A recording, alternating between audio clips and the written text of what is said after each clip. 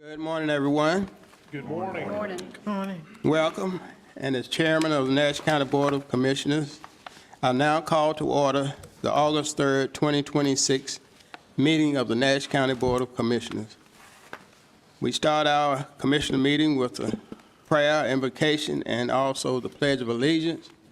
We'll be asking Commissioner Fred Belfield to give our invocation and Commissioner Wayne Outlaw to lead us in our Pledge of Allegiance. Will we all please stand?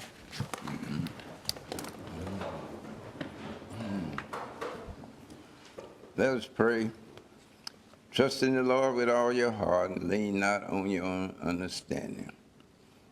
Father, we are here to transact business monthly meeting of Nash County Commissioners. We pray that you are in our presence. We pray that you will lead and guide us and direct us with the challenges that we have and the decisions that we have to make. We know if we believe in you in our heart, that you will be in our midst, because there's a sweet, sweet spirit in this place, and I know it's the Spirit of the God. Now, Father, we are ready to start our August meeting, and we know there are things that we need to attend to for the citizens of Nash County, and we pray also that you will bless this county, bless the state, bless the nation and the world. These blessings we ask in your name. Amen. Amen. Would you join us in the pledge? I pledge allegiance to the flag of the United States of America and to the republic for which it stands, one nation, under God, indivisible, with liberty and justice for all.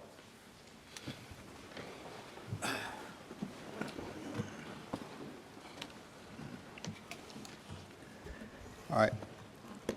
First, we'll have the approval of our minutes for our July 13th meeting. Any corrections to the minutes of our July 13th meeting? Hearing none, is there a motion to accept the minutes of our July 13th, 2026 meeting? Motion to accept, Mr. Chairman. Motion by Commissioner Wilkins and Second. second by Commissioner Wayne Outlaw. Any further discussion? All in favor of the motion, let it be known by saying aye. Aye. All opposed? Motion approved. We will now approve our agenda with some additions.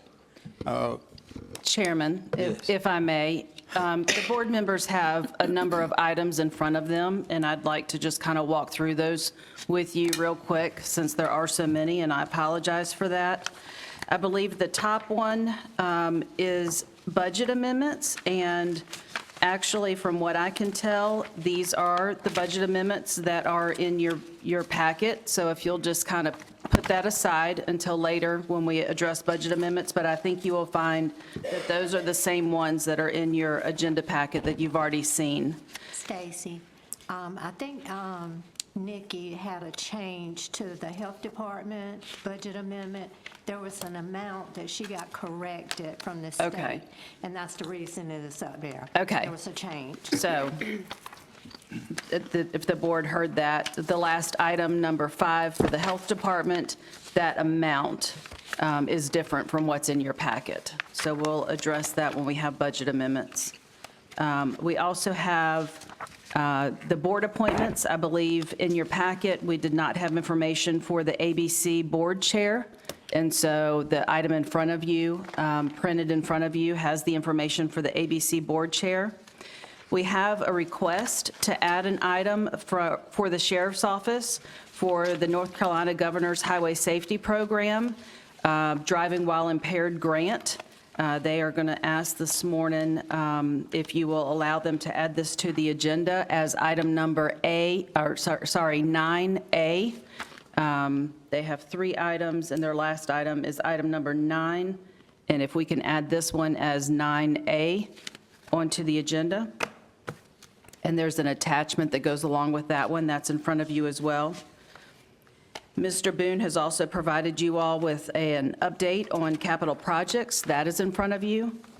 And then also in front of you is a letter from the chair of the Nash County Community College Chair Board of Trustees, Russell Proctor, in support of an item that you all will address today. And then if I can make one more request to add to the agenda as item number 26A, after we do our budget amendments. Commissioner Freddie Howell has a request to the board for a letter of support.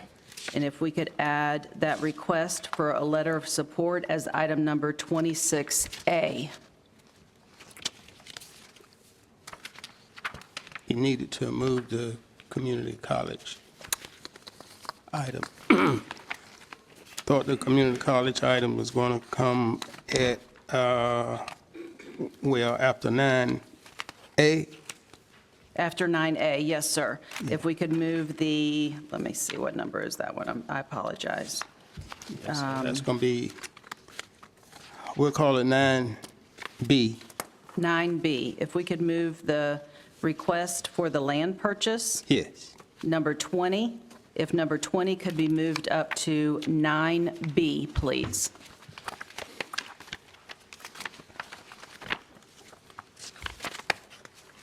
Okay, is that it? Yes, sir. Commissioners, you've heard the request to, the addendum, addition to the agenda. Any discussion about that? Okay, then I'll entertain a motion to accept the agenda as amended. So moved, sir. Moved by Commissioner Howard and second by Commissioner Outlaw. Any further discussion? All in favor of adopting the amended agenda, let it be known by saying aye. Aye. All opposed? Motion carried. We will start with, our public comment. We have no one who signed up to speak today, so we'll move into our item number 6, retirement recognition. Morning. Good morning. Morning. At this time, I would like to call up Kimberly Barnes. Is she here today? Hi, Kimberly. Kimberly has dedicated 13 years of service specifically to the Public Health Department. I would like to congratulate her on her retirement. And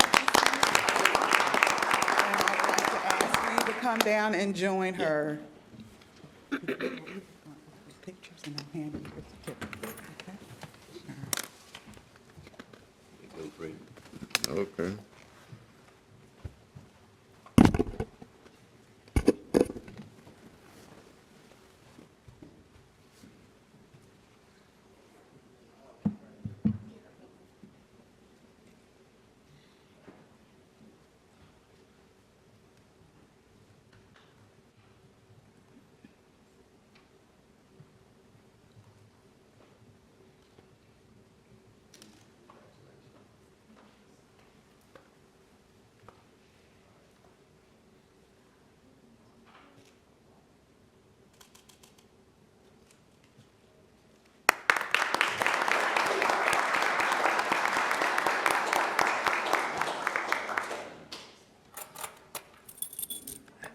Thank you. Thank you.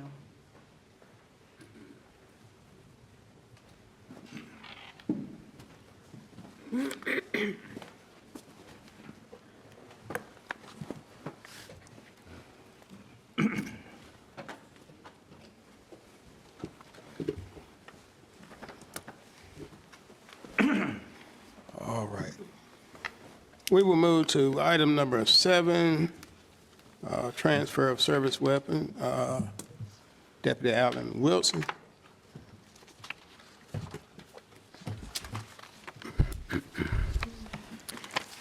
Good morning, sir. Morning.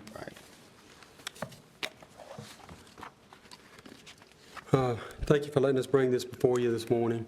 In September, we're going to have a bridge dedication for Deputy Jared Allison, who passed away in 2020 as a result of traffic enforcement on US 301 on Thanksgiving night. He was involved in a collision. Since that time, we've held his weapon in our armory. We've not done anything with that weapon. So at the time that we have this bridge dedication in September, I think it would be befitting, and the sheriff thinks it would be befitting to be able to take this weapon and have it transferred to his mother and given to her, and the paperwork can be completed for that, just as we would give a weapon to someone that retired. He lost his life in line of duty, and we think it would honor him and his service to this county by doing that. So we're requesting the board give us approval to present the service weapon to his mother in September.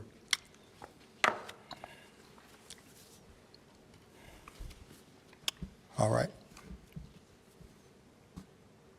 Excuse me, I missed something. I was reading something else, I'm sorry.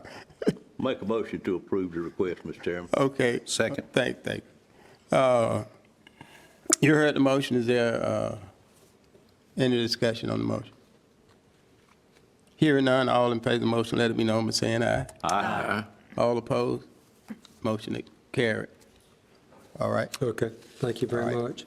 The next item on the agenda for the sheriff's office is the sole source purchase of a swiftwater rescue boat package. I'm going to bring Lieutenant Tony Cameron up and let him speak on this. The sheriff has placed him in charge of organizing this new unit for the sheriff's office and the need that it that exists for the county to have such thing. All right. Good morning. The Sheriff's Office would like to initiate a swift water rescue team for this county and the ability to respond nationwide. This swift water rescue team will be a Type 3 team capable of rescuing folks that are stranded in their homes from floodwaters. As we well know from past events here in this county, in Spring Hope, North Carolina, which was one of the biggest issues that we faced with sudden flood waters suddenly flooding our areas, and unfortunately in that event on August of last year took the life of 2 individuals. Well, the Sheriff's Office wants to combat that. We want to stand up a swift water rescue team to respond to those events, and we're asking for your support. All right. Any discussion from the board? Mr. Chairman, I'd like to make a motion that we approve this matter. It's been moved by Commissioner Howard that we approve this. Is there a second? Second. Second by Commissioner Outlaw. We are now ready for discussion. Mr. Chairman. Unfortunately, I would not be able to support this. I think everyone knows I've always been against sole source purchases because they do not give a look or other people to provide things.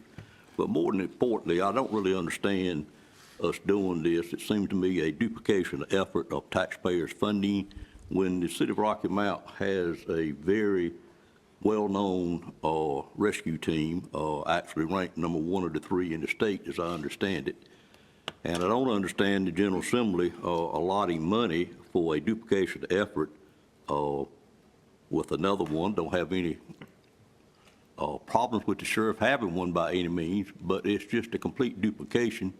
And if anything, we should be doing what we could to work with Rocky Mount Swiftwater Rescue Team and provide funding to do that rather than to start a new one from scratch. But just my thoughts on it, the reason it bothers me, Mr. Chairman. With that, I'll stand down. Thank you, sir. All right. Any other discussion? Mr. Chair, Commissioner Howard? just a few questions, if you don't mind.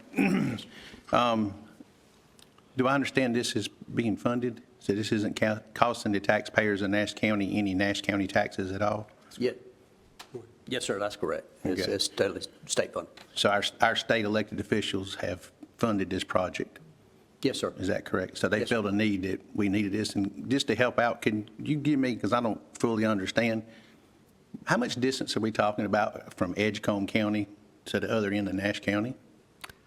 Well, I'm not sure the exact distance. I know we're 512 square miles in this county, and I can tell you from responding to Hurricane Floyd and Matthew. Every resource was critical, specifically when we're doing rescues. And I did take part in that here in Floyd and in Matthew as a State Highway Patrol. So additional resources are definitely needed, and I think it's a great asset, not only for us here in Nash County, but as our partners. Here, just as soon as like this weekend, we had floods in Watauga County, we had floods in Surrey County, resulting in folks having to go and rescue. So it's very critical, I believe. And so if I understand you correctly, that we would be willing to help in those situations, others, as we would expect help in our area when we would have an event, unfortunately, as well. And we hope we don't need this asset, but it's one that if we don't have at the time of need, we can't go out and get. Is that correct? Absolutely, yes, sir. And if I'm correct in saying seconds count when it comes to swiftwater rescues, so timing is critical to get there quickly. Is that be a fair statement? Yes, sir, absolutely. Thank you. Thank you. Thank you, Mr. Chairman. Mr. Chairman, Commissioner Wilkins? I have a question. It says for a startup of Swiftwater Flood Search and Rescue Team, do you anticipate after it's started up, do you have any idea of how much the expenses will be to the taxpayers?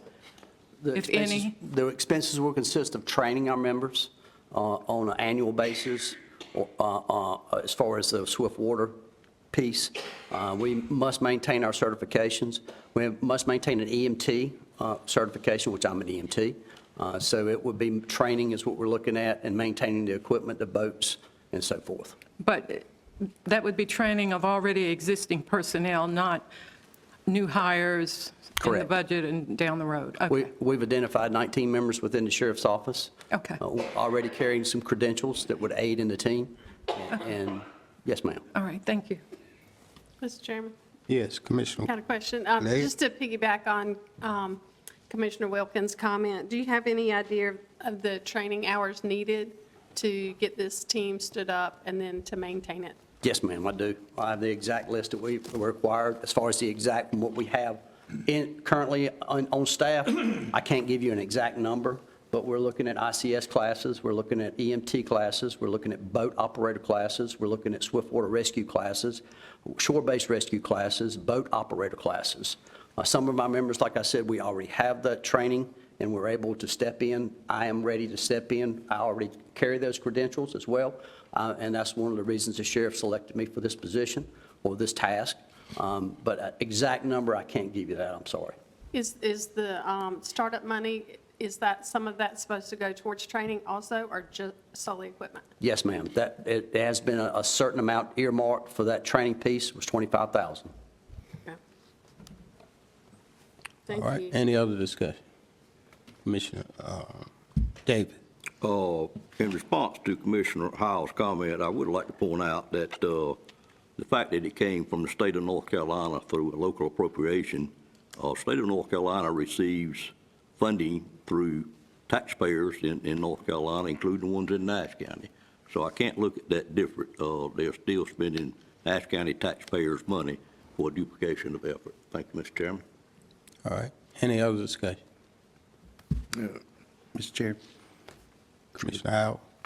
isn't there a newly developed or newly built facility in eastern North Carolina as well, specifically for training for this purpose? It is in So the Stanley state County. has spent a lot of money Yes, sir. putting in a training facility, state-of-the-art, to prepare everyone for this, to minimize the risk involved and asset our citizens as far as in those times of need. Yes, it is, and we've already reached out to the State Highway Patrol, who's going to assist us in this training, along with Rocky Mount. They're willing to help us get this team stood up, and our plan is to work in partnership with Rocky Mount. Thank you, sir. Appreciate you bringing the money back to Nash County. Yes, sir. All right. Commissioner Belfield? I think it's important that the two work together and not separate, Yes, sir. because there are going to be times that we can send people to other states to help them when they're in a distressed situation. We certainly ought to work, Sheriff's Department ought to work with the city of Rocky Mount and collaborate together and do what's necessary to save lives and just have a a happy relationship. Yes, sir. That's right. All right, thank you. Well, you've heard the discussion, and we had a motion. All in favor, all in favor of the motion, let it be known by saying aye. Aye. All opposed? Aye. Raise the hand, opposed. All right, Commissioner Davis opposed. All right, motion carried. Thank you. Major Wilson, you got another, Yes, sir, I do. all right? Thank you, Lieutenant. So I'm going to ask the board for approval of a position for a full-time position for a office, basically someone, a records management office assistant. Over the past time, particularly when the timesheets have changed from monthly to bi-weekly, by doing that, it's increased additional workload. Downstairs, we have additional workload with concealed carry classes, not classes, but concealed carry permits that we have to attend to, and other workload that's just been over and over. And the Odyssey system has required more from the ladies downstairs working the civil part of our division. So with that, we actually have $29,000 and a few dollars left in an account that we use for part-time, that we can hire people part-time to help with this. But the problem with that is we can't hire somebody part-time to come in and do what they need to do. So I've spoken to the county manager and requested that we be able to move forward and ask for a position, a full-time position for an office assistant. So with that office assistant, it actually will not affect, as far as the cost of that, it will not affect, but like, I want to say I calculated up around less than $15,000 for the year. We're looking at, if we can get this approved, we add this on and hire this position in October, if we can do that. We really need to add this because of the workload that's been added on to the administrative assistants. And we have, when I look at the concealed carry, we have average of 60 to 70 renewals and new concealed carries come in every week. Last year, they had almost 1,600 that they processed through, and that's people that they've got to fingerprint and conduct paperwork with and so forth, and then with the walk-ins and so forth. So it's just a lot of extra on the ladies downstairs that require us to have some extra personnel and some extra help. So I'm asking to take that part-time money that we already allotted, add a little more to that, and add a full-time position for that to help our employees downstairs, our civilians. All right, thank you. Any questions for Commissioner Wilson? I just have one, and I realize it's, as you say, you're adding to that salary, but was this not in your budget? Was this not foreseen before we voted on the budget? Because we just voted on the budget. We did, yes, ma'am, and I think it was in the budget, we were going to request that, and I think at that time, there were other things in the budget, and that was just one item that we were not approved on for that. However, with the part-time money, we were given $29,000, and I don't know the exact figure, like $900 or whatever, close to $30,000 for a part-time position. So with that part-time money, instead of it sitting there not being able to be used, we would like to take that money and apply that toward this full-time position and not use that part-time money and use that for a full-time position. And the salary for the full-time position is indicated, and with that, the amount is what I just spoke of when I calculated it up, and that's including fringe benefits for the remainder of the budget. And Mr. Chairman, my last question would be to the county manager. Madam Manager, is this doable? Yes, ma'am. Okay. All right. Thank you. All right, any other questions for Commissioner Davis? Chief Deputy, is this position going to be publicly advertised, or do you have someone in mind that would fill the position? Right now, we don't have anyone in mind, and if, once it's approved, I'm not sure if we advertise it or if someone, if we have somebody already in mind for it. And from what I understood, you said this position was requested in the budget, but it was not approved in the budget, and you're just coming back and asking for it again, but utilizing some part-time money to do it with. Is that what we're saying? Right.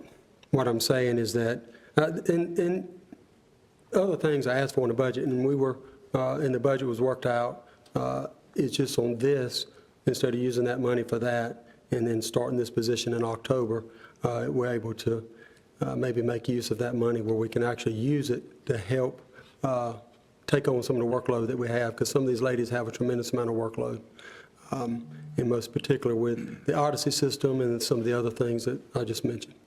But the position would be ongoing. It would not be just this year. It would be ongoing, so it would have to be funded next year in the budget, and I guess that would be something that would be considered when we apply for a budget next year on, hey, we got this position, so other things would have to be managed in order to maintain that position. Thank you, sir. All right.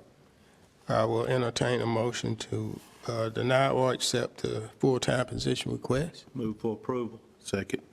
Been moved by Commissioner Outlaw and second by Commissioner Howard that we accept the full-time position request. Any further discussion on the motion? All in favor of the motion, let it be known by saying aye. Aye. All opposed? Aye. Commissioner Davis, opposed? All right, motion carried. I think you have one more item. I do, I have one more. So we're requesting approval to receive one deputy on a North Carolina Governor's Safety Grant. This one deputy with this grant for the fiscal year of 26-27, which starts October the 1st, would be paid for 100%. Means they pay for the salary, they pay for the vehicle, and the equipment. The only thing that this equipment would not cover would be uniforms and like a portable radio.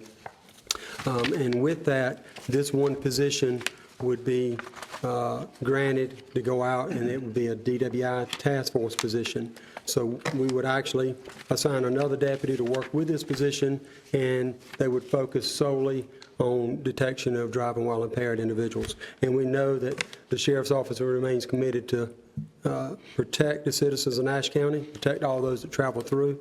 And DWI and driving while impaired is something that causes serious collisions and serious, I guess, concerns. So with that, we're asking for the approval. Now, the way this works is it's a 4-year grant, and every year in January, we have to reapply for the grant. And the state decides whether they're going to continue that grant or not.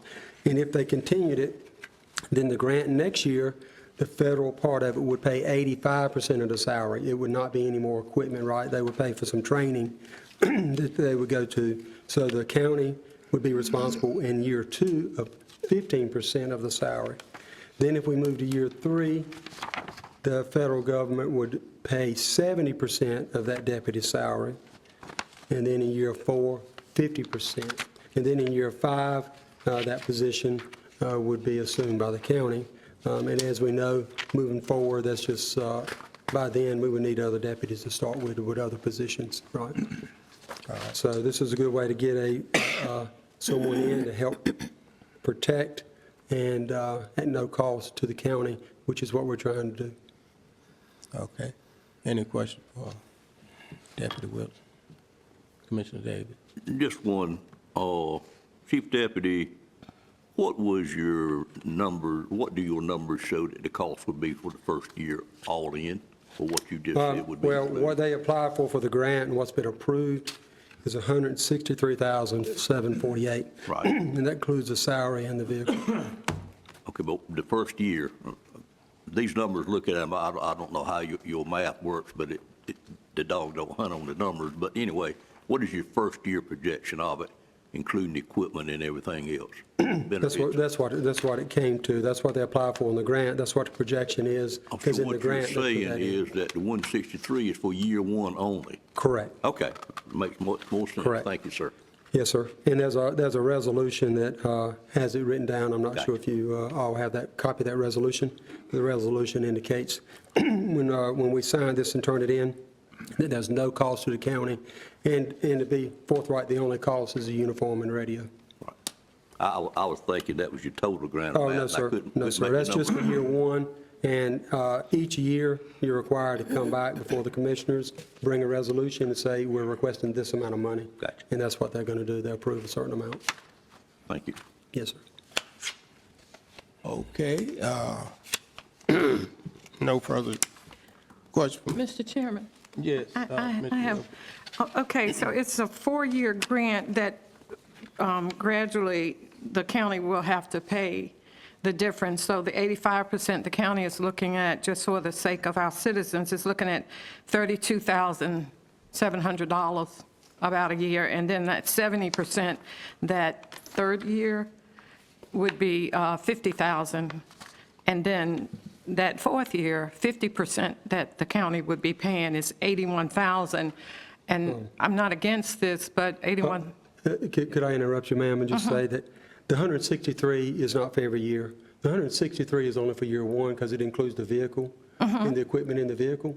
So vehicles, by the time you equip them, that's $60,000 to $65,000, so that's coming off. The only thing that the county is going to be responsible for in year 2, 3, and 4 is the salary.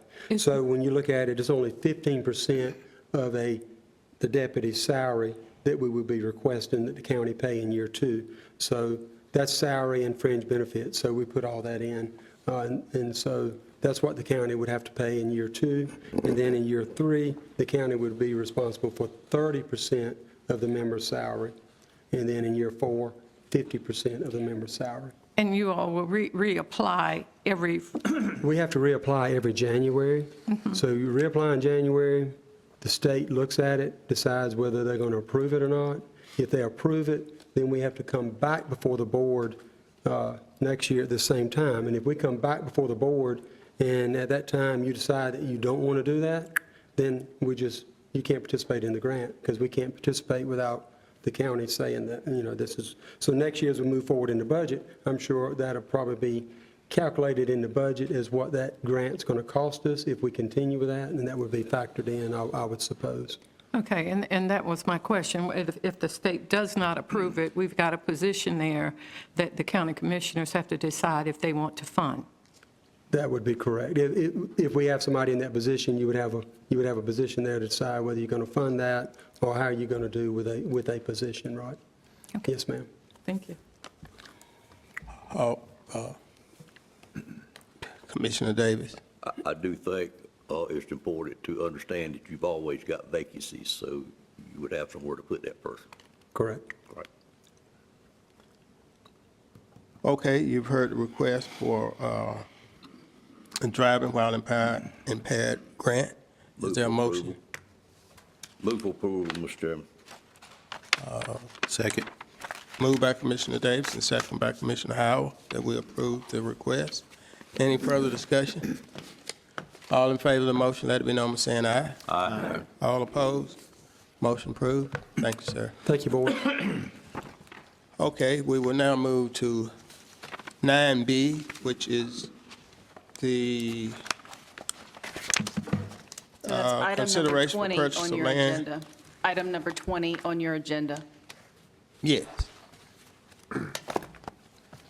Good morning. Good morning. Nash County has negotiated the purchase of 39.84 acres located at 3538 Eastern Avenue in Rocky Mount, property adjacent to Nash Community College. The board is being asked today to consider the purchase of this property at a purchase price of $1,950,000, and the agreement of purchase and sale is attached in your agenda. So let me know if you have any questions. Y'all have any questions at this time or? Is there Mr. a Chairman. plan? Is there a plan for Commissioner. that property at that cost? Mr. Chairman. Wait 1 minute. I think Mr. Honeycutt wanted to make a presentation. So I'd like him to make the presentation, and we're going to come back and ask Mike the questions. Is that okay? All right.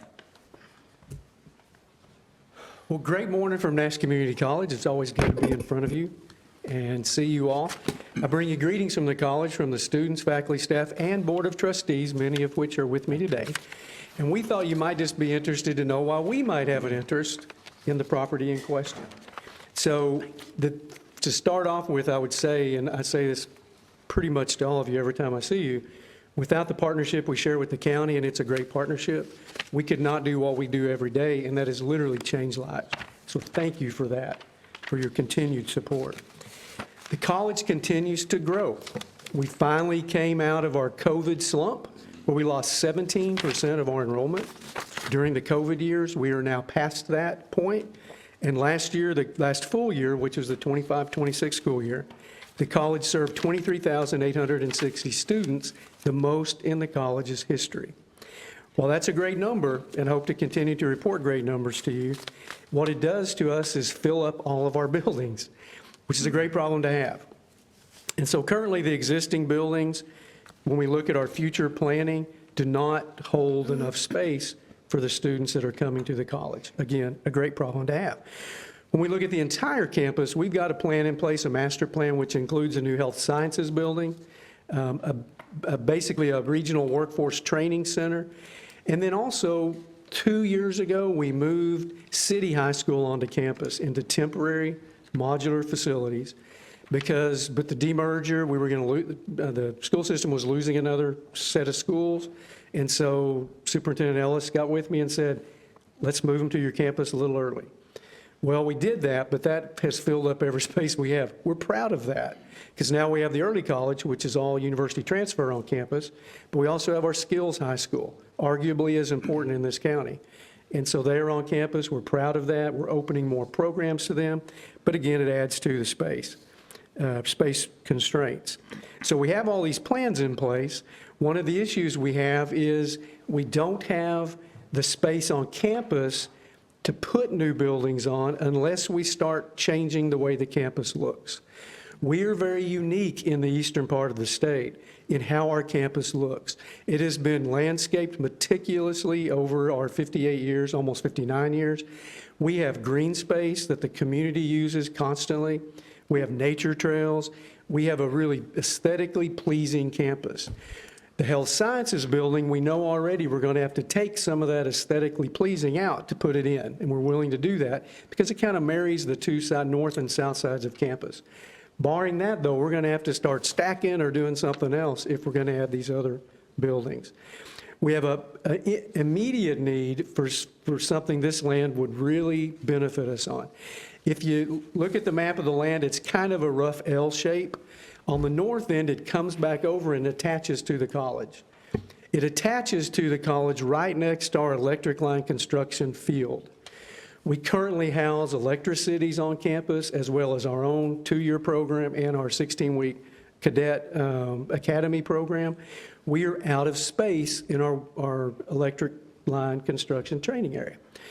We haven't found the funding to do this yet because we haven't had the space to even think about it with yet. But if the college were to obtain the property in question, the area that attaches on our north side is right next to the Electricities field and would be an easy expansion of that program. So that's certainly an immediate need. Some of the property, I know y'all have talked about this a million times, is not suitable or will be approved for buildings. We understand that, but we also have and can expand our nature trail system, our natural area system with some outdoor classroom spaces that are used by our faculty, staff, and students, but the community at large. We have walkers on campus every day from the community, and I love seeing that. The kind of the selfish reason to want to gain this for the college, this is the first position in my career where I haven't had multiple sites to take care of. In Texas, I had 3 over a 9,400 square mile area. In Georgia, I had 7 across the whole state. At Nash, I have 1, and it's contiguous. This is the last parcel of contiguous land around the college. We're going to have to expand to keep growing. To give you an idea of the growth, last summer, we were 11.2% above the summer before. I told the team, look, don't get used to that. That's a fluke. It won't happen again. This summer, we are 12.7% above last summer. That's nearly an entire quarter of growth in the last 12 months. So we're growing, and I'm proud of that. In order to grow, though, we've got to expand. This piece of property would allow us to expand well into the future for the needs of the college to keep serving the constituents of our county and our region. And with that, I would yield the floor. Okay. Any questions for Dr. Honeycutt? Mr. Chair, Commissioner Howell? you mentioned that basically if you don't get this property, it's going to force us to do satellite facilities or start to go up. And can you educate me just at a high level, the cost to go up versus expanding on additional property there? Is it the same? Is it more? Is it less? It's, the cost to go up would be more for us because space is at a premium. Like I said, we can put other buildings next to buildings, but adding those second, third floors, number one, my CFO may quit if we put more elevators on campus because they're one of the biggest problems we have. But certainly the cost of doing that versus a one-story, more spread out use. The Workforce Development Center is about 50,000 square feet, the planning on it, with 8,000 eight 5,000 square foot labs. That just can't be stacked. That's got to be a single-story unit. We do not have a place on campus. That was our primary building goal until 3 years ago. We changed to health sciences, mainly because we would have had to destroy a huge area of timber and natural space to put it on campus. So if we ever get to do that building, which health sciences will be first, we don't currently have a place to do that. We'll have to find another place to do it. Thank you, sir. You bet. All right. Commissioner Wilkins? Dr. Honeycutt, you mentioned a number of things here that you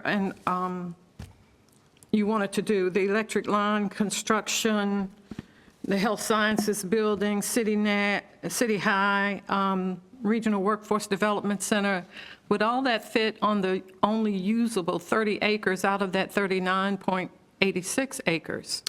We think it will, because for the electric line, for example, the part of the land that we're talking about is not usable for building sites, but for poles would work. When we talk about extending the electric line construction area, it's literally a series of poles, climbing poles, not a permanent structure of any type. It would just be an expansion of what we have. So that would be using some of the non-usable for a building site. The front portion that borders Eastern would be a perfect position for a new building. And then in between would be that unusable space that we would utilize for nature and different things like that to increase the aesthetics of the campus. And how would you go about getting funding for all these buildings? Would it come back to the Nash County taxpayers? We haven't done that in the past in a very long period of time. My hope, we will begin a capital campaign for our health sciences building probably in the new year, somewhere in there. That's our goal for the health sciences. We really haven't planned ahead for the Workforce Development Center, but we know every year we go to the General Assembly with a really large ask to see if we can't get something built. I feel confident at some point we might. I would not rule out coming back to y'all for something, but that is not in the plan currently. Okay, and the last question I have for you is, you said 23,860 had enrolled during the 25-26 year. This is August. Do you have any number yet for the 27, 28, well, the 26? 26, 27, yes, ma'am. The 12% I told you for, our year starts in the summer, so already we're 12% ahead of last summer. Fall doesn't start for another 3 weeks, but we have met last fall, and we were 7.9% up. And so any students that add from this point forward are going to tick that up. I think we'll end up 4 or 5% above last fall, probably that in the spring with a year end of about 6%. Last year, our full year was 7.9%, which is incredible, but another 6% increase is really going to stretch what we have. We're making it work, but we certainly can't continue to grow. It's a great problem to have. We can't continue to grow at this rate, but we're going to have a space problem really quickly. Okay. Mr. Chairman, I reserve my other questions for the attorney. Okay. Any other questions? All right, thank you. Thank you very much.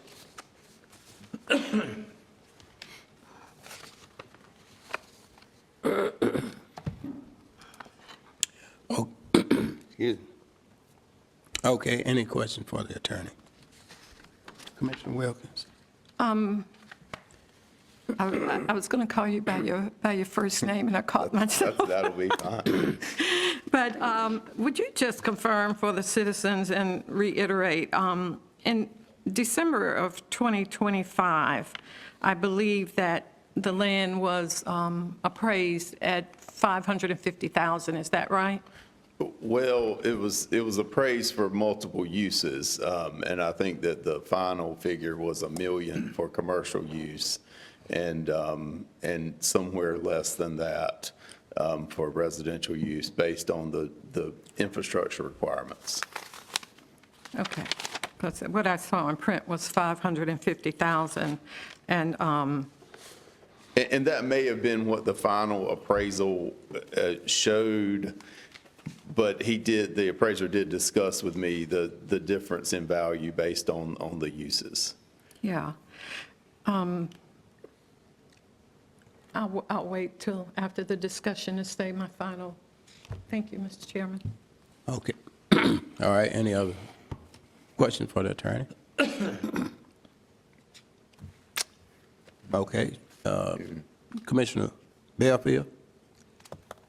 Well, in what the president has outlined needs for, I'm wondering how within maybe a 3 or 5 year period, they intend to use this property if we vote to purchase it? Or is it going to sit there for a long time? I would like for the president to answer that. So to answer the question, great question. Immediately pending funding, and we'd have to find funding for this, the electric line program would be a quick expansion, because that's something we need desperately.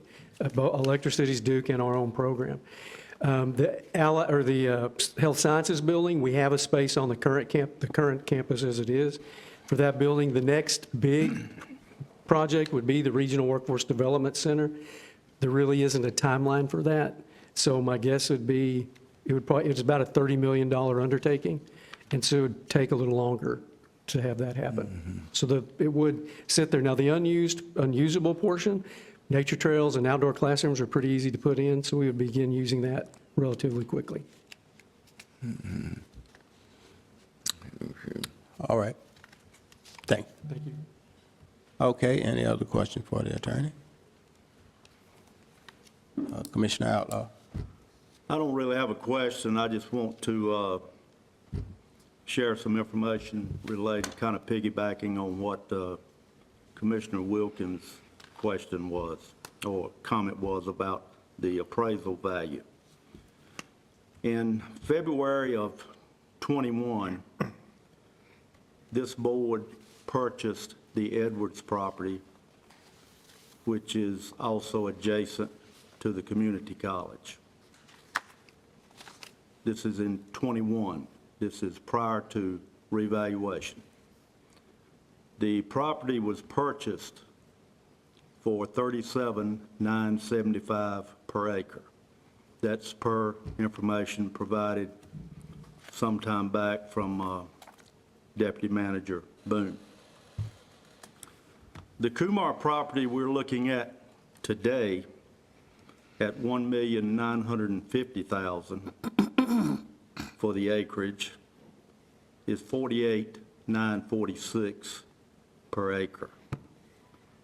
That's a difference of $10,971 or 28.9%. What's really important here is location. It's all about location. It's all about location. If you know this location, you know that the City of Rocky Mount purchased 336 acres adjacent to the community college, across the street from the community college. And they've got invested in that approximately $17 million. Do the math on that, that's $50,595 per acre, which is less than what this property is costing us, the Kumar property. And as kind of a personal note here, and it may not be apples to apples, but it's something that's in my mind. When we completed revaluation, and that was effective January of '24, my home, my personal home value went up over 80%. And I dare say that every person in this room that owns property in Nash County, they may have seen something similar. My property is not located in a strategic location like this property is. If my home were sitting on the reservoir, it would be significantly valued higher. So I want this board to keep in mind that the cost of this property is very much in line with the value of property in that area. Also keep in mind that this property is contiguous to the community college, and it's the last significant tract of land that the college could acquire through the Board of Commissioners for future expansion of this college. And I hope that this board will have the foresight to see that the future of Nash Community College rests with the decision we're making today. Because when this land is gone, it's gone. And future expansion is going to require costs significantly greater than what we're looking at today. So I encourage my fellow colleagues to consider the fact that we should not be so much locked in on price, but we should be looking at value. And the strategic location of this property makes it tremendously valuable to Nash Community College and the future growth of the college, which is a shining star in Nash County. And I know we all want to see that star continue to glow and grow. So, Mr. Chairman, with that said, I yield back the floor. All right, thank you. Any other question for the attorney? I have one more Commissioner question. Belfield? Maybe I need to address it to Commissioner Outlaw. Is there any competition for that property that you know of? That I know of? The Kumar family has worked exclusively with the county on the purchase of that property. I dare say there would be no difficulty with the family putting that property on the market and it going at a price at or greater than what we're looking at today. You know, I know there's a piece of property sitting on the corner there. Joe Bell owns it. I don't know exactly how much it is, an acre, couple of acres. But I've been told, I don't know, because I'm not an appraiser, but I've been told that that property is worth probably $750,000 to $1 million. I don't know, but that land in that area is extremely valuable, Mr. Belfield. It's extremely valuable. And when it's gone, it's gone. Yeah, but that's, when you said that, that's what I was thinking, that maybe someone else might be interested in it too. How would that benefit the community college, Well, it Mr. wouldn't. Belfield? That's what we're talking that- about today, the community college. We're talking about acquiring this land No for one, future expansion. Mr. Chairman, point of order, there's a conversation going on between two commissioners, and it should be addressed to you by one. I yield the Commissioner- floor, Mr. Chairman. Commissioner Wilkins, they were trying to answer a question. I'm just trying to All respond to right, Commissioner yeah. Belfield. All right, you two gentlemen have any more questions? Are we, where are you at in this process at the present time? I have some things I want to say, but we have the attorney standing here. I don't have questions for the attorney. Okay, all right, well, we were giving everybody the opportunity to ask questions. And I do have the appraisal, just for clarification. It was for residential 525, hypothetical commercial 775 to 1 million. So that was the figures that the appraiser provided to us. All right. Any other questions? Okay, hearing none, stand there. Oh, yeah, come back 1 minute. All right, in the contract, it says that once we agree on this, that we have, 45 days to inspect the property and see if it deems feasible for the use? That is correct. The contract gives us a due diligence period. Contract has not been signed right now. It is contingent upon board approval. There also is a 45-day due diligence period. If the board were to vote to approve it and then make a decision that it was not suitable for our uses, then they would need to come back and vote not to continue through with the process. All right, so the question is, do we intend to do that inspection? Well, that would be in the discretion of the board as to what the use of the property, the best use of the property for the county would be, to direct the staff to do that, I guess. Well, right now, it sounds like it might not happen unless we approve that to happen. Is that correct? That is correct. To move forward, in a typical real estate transaction like this, the buyer would not want to expend a significant amount of additional funds to conduct these inspections, so far as feasibility inspections, surveys, et cetera, until the property was under contract. And so that's why that provision is in there, to give the county an opportunity to do further due diligence inspections.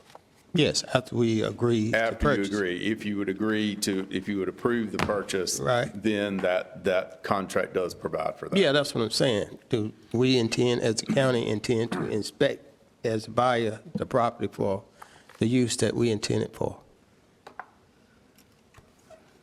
Mr. Boone? I'm sorry, I was trying to review something. No, that's okay.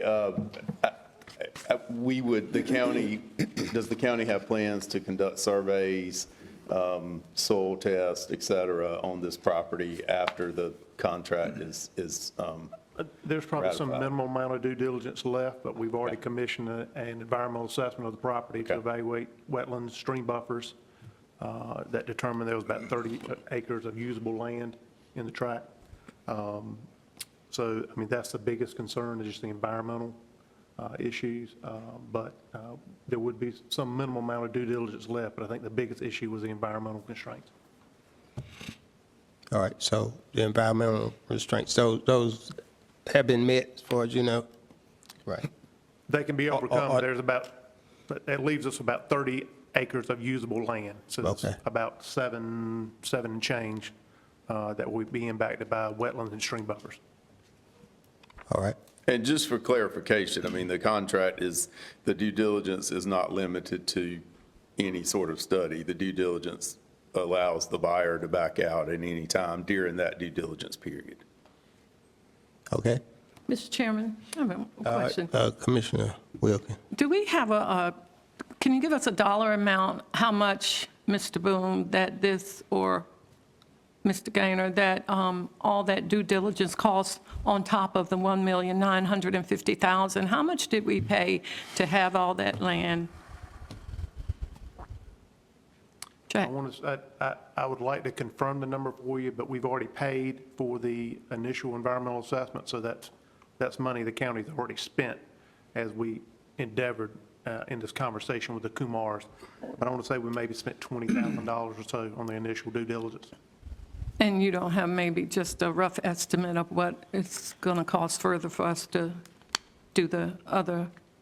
Well, in all likelihood, that 7 acres or so will be unusable, so any design plan will have to take that into account and avoid impacting those areas. There may be some buffers that need to be crossed with roadways, would require some mitigation, Until they're designed, it's hard to say, but certainly I think $50,000, $100,000, $150,000 would be a reasonable number in terms of buffer impacts. So it's not, in terms of the scale of what the county invests in the land, it's not a huge amount of money. But there are some portions of the property that will not be able to be developed. And as Mr. Honeycutt mentioned, they have plans for walking trails, other kind of environmental elements that they would use that for as part of their development scheme. There's about 30 acres that are usable on that tract based on our initial assessment. So once the county, if the county purchases this land and gifts it to the college, are we doing all that before we gift it to the college? Or is the college going to, you're saying that the county is still going to pay for all that before we gift it to the college, is that I think right? that would be part of the development plan, and as Mr. Honeycutt mentioned, I think the community college is going to be looking to provide secure financing for the project without coming back to the county, but I think I heard him say he couldn't rule that out. Okay. Thank you. Okay. Any other, any other questions? All right. Seeing none? Mr. Chairman, Yes. I still don't know quite where you are. Are you getting ready to take a motion? Or are we still discussing this among ourselves? Well, this was part of the discussion, and yes, I was ready to take a motion, and I wanted everybody to give their opinion or opportunity to ask Dr. Honeycutt or the attorney questions that need to be asked. Do you have any further questions?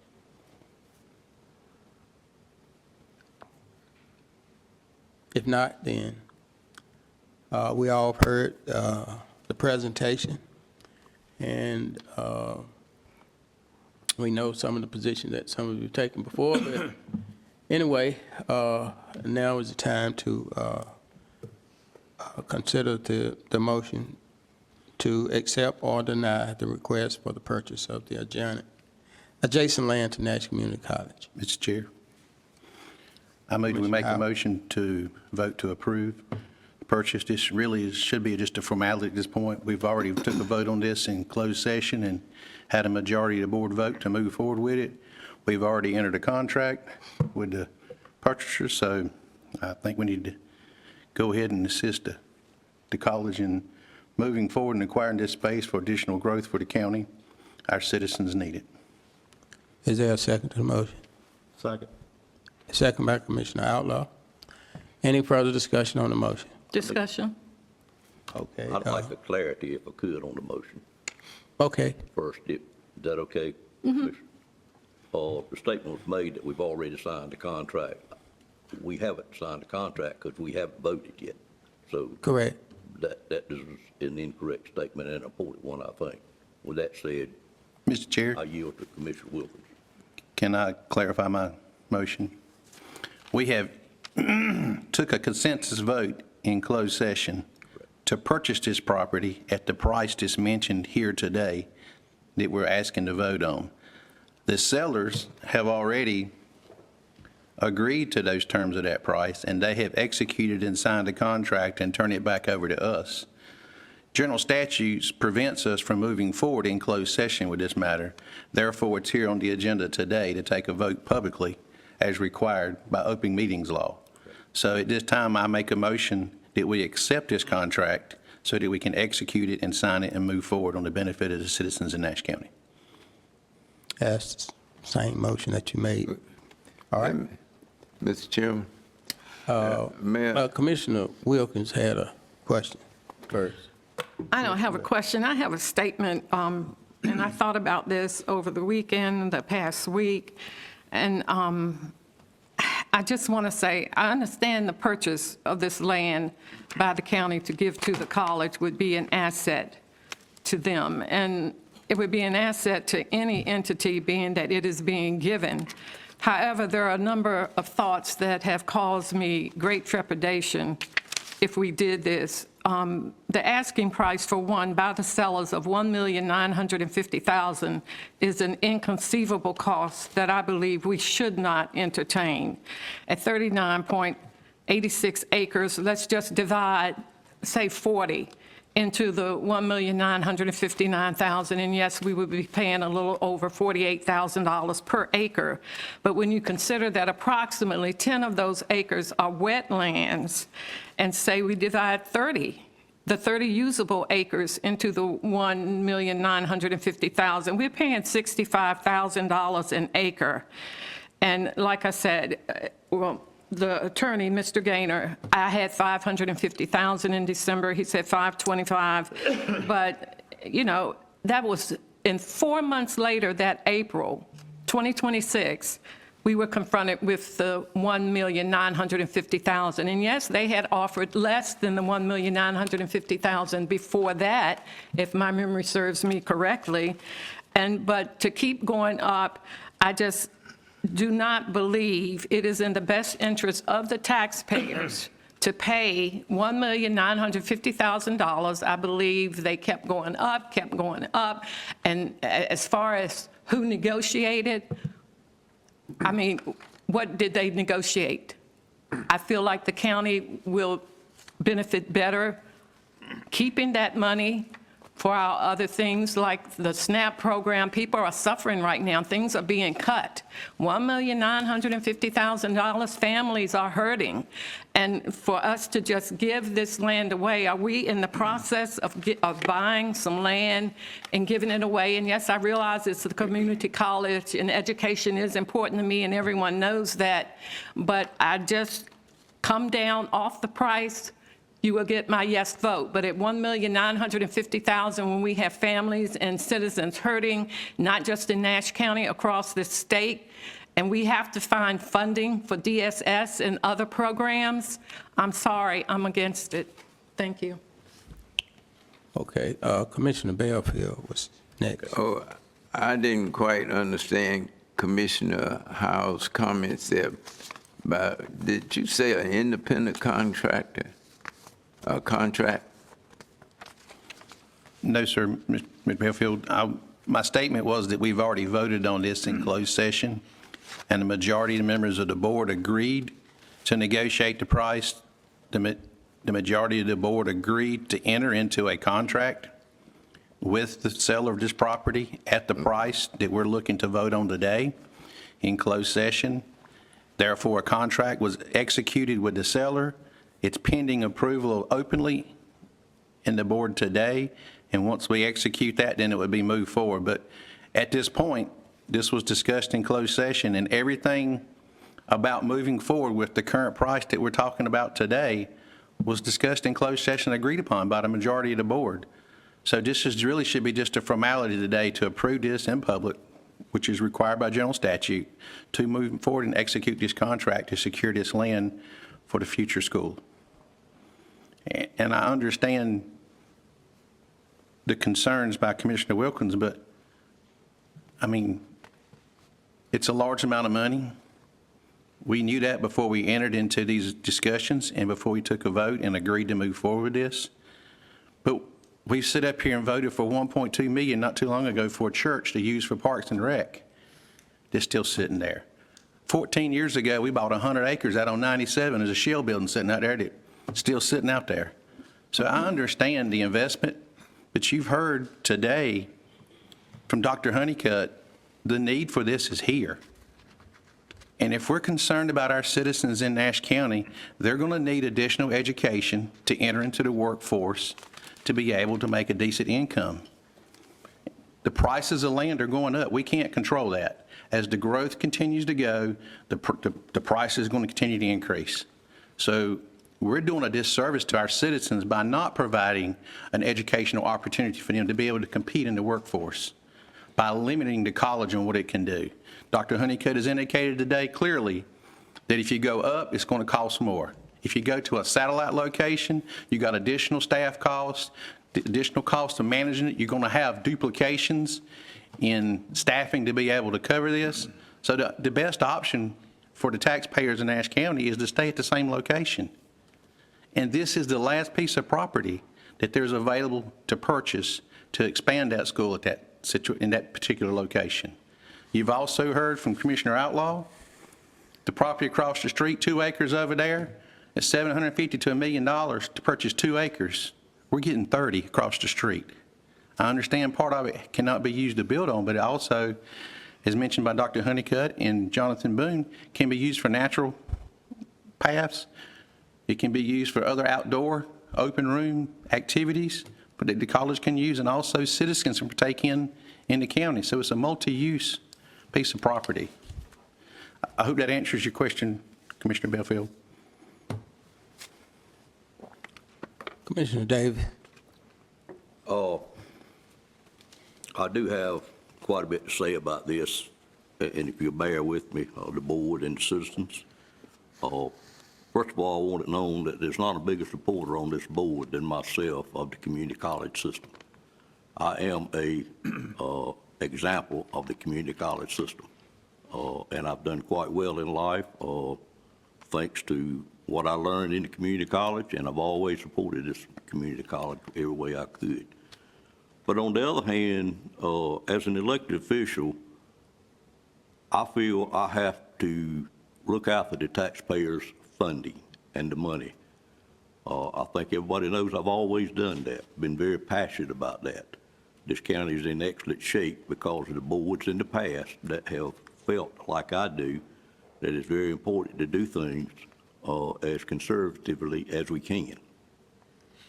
This particular piece of property is indeed the last one that is left in this quadrant. But on the other hand, the price that was asked for, that's asking for, and I want it known that I haven't supported this in any votes taken in, and they are not really votes, they are consensus votes is what we call them. They have no meaning to them because we have to vote on purchasing land in the public. I voted against it every time because the numbers do not make any sense. We've had this property appraised not one time, but 2 times. It was appraised first in 2020, and that appraisal showed that the property was worth $350,000 to $370,000. It was appraised again in December of 25, which took into account the increase in value due to the reval that was spoken of. It then appraised for $550,000 because it is currently zoned residential land. It said if indeed you were to get it zoned commercial, it moved it up to somewhere between $750,000 and $1 million. But folks, we're not talking about 550. We're not talking about 750. We're not talking about $1 million. We're talking about $1.95 million. It's just too much for this land. I personally have done this all my life. I know that land will not sell for $1.9 million, $1.95 million to anyone but Nash County if this board chooses to move forward with this. Current property owner bought the property in 2011. That's 15 years ago, just 15 years ago. They paid $135,000 for it, or $3,388 per acre. That's a very nice return. And granted, it is the piece that's left, but there's a lot of land in Nash County. We talked about the only 30 acres were usable. The rest of that acreage is in primarily buffer streams along the Blue Line Stream. You can't clear it. You certainly can't, Dr. Honeycutt, I don't mean to disagree with you, but you can't put poles in a buffer. I wish we could sometimes. But it really has no uses other than potentially the trails that were spoke about, and be very careful in doing that because we're not allowed to clear in these 50-foot buffers on Blue Line Streams. The property does not have sewer. There's no sewer to the property. It's going to be a tremendous cost, and everything the community college in Nash County does, we do as partners. We've always done that. We will always have to do that. So we've got a tremendous cost to get sewer to the property. Of course, to get sewer to the property, it would have to be annexed into the city of Rocky Mount. That's not a bad thing, but again, it would have to be doing that. And we speak about the property that Rocky Mount purchased. I think 95% of the people in Nash County realize, as well as the elected officials in Rocky Mount, for the most part, that was a mistake. They paid an average of, if you take the whole property in itself, they paid $47,000 per acre for that land. What we're talking about here is $65,000 for the usable land. I also have a problem with the way it was negotiated. Quite frankly, we have a person on our board that negotiated and certainly had no problem with that, but that person served both boards at the time, and I don't know that it was an arm's length transaction. Senate Bill 473 is very clear where it says, and it does not apply to the purchase of land, it applies to nonprofits is what this bill is about.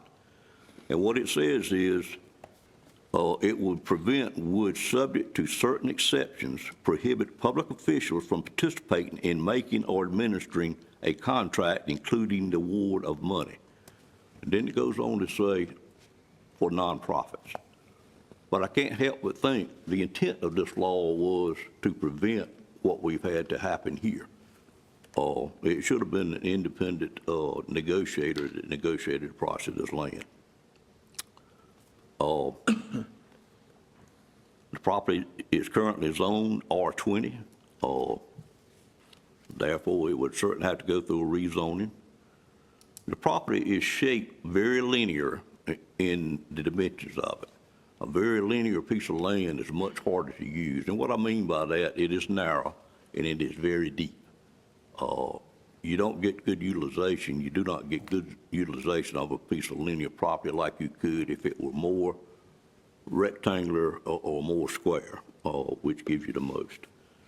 Again, Dr. Honeycutt, I'll be very careful in saying this, but multi-story buildings are not more expensive to build. In fact, we build them many times because they are somewhat less expensive to build, so it's not an issue with that. But of course, it brings on elevators, there's no question about that. And I question the transparency. We've got board members that everything they bring up every meeting is about transparency. I looked at the statutes and I could not determine, and I think the answer is no. But if we indeed going to seriously consider this, we should have a public hearing on it. The citizens should be able to weigh in on whether they want this amount of money applied to a use to buy a piece of land that appraised at 1/4 of what we're paying for it.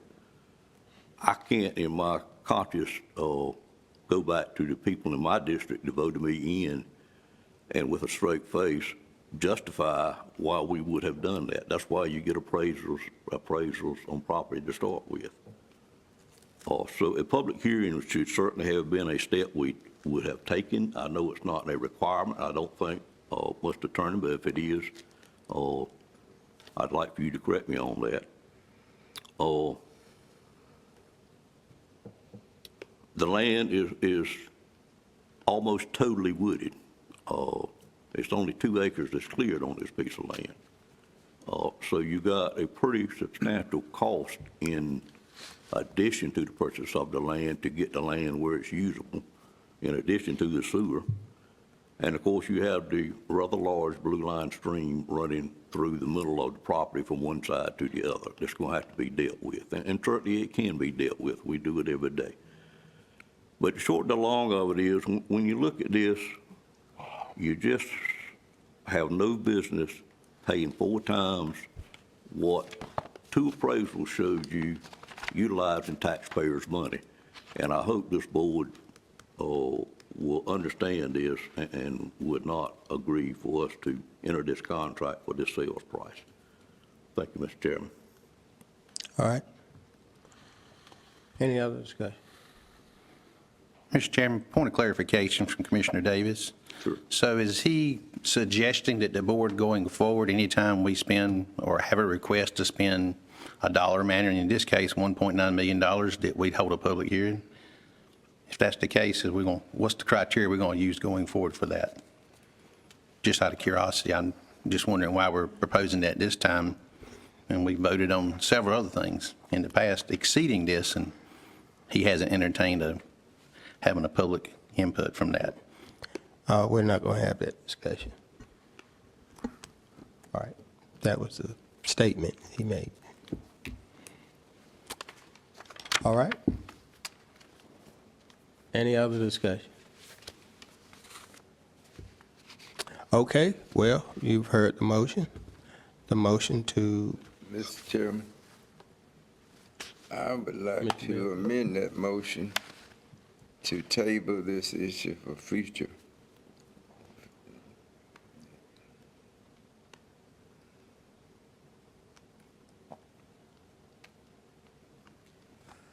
let's see, all right.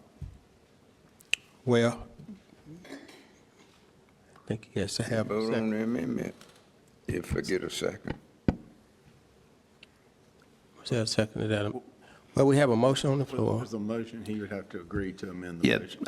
I'd entertain Commissioner Bedfield's reason for tabling this and would like to hear what it is in order to decide whether or not I should amend that motion or not, Mr. Chair. Well, Robert's Rules of Order said once the motion is approved, once the motion been seconded, now it's the board's motion. And now we listen to the amendment and whether the board want to agree on the amendment. I think you would have to vote on the motion that's been seconded unless the original motion maker agreed to the amendment, is my understanding. Well, like I said, the training I went to this past weekend said that once the motion is made, the motion and its second, it no longer belongs to the person that made the motion. It belongs to the body. So the body, it's the body's now once it's second. So you correct me on that. Mr. Chair? Wait a minute. Mike's checking on that. And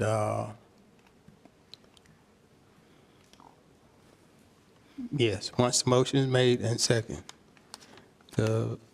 it becomes the body's motion. And it doesn't necessarily need the body's approval to accept the amendment. Mr. Chairman. Wait a minute, Commissioner Wilk.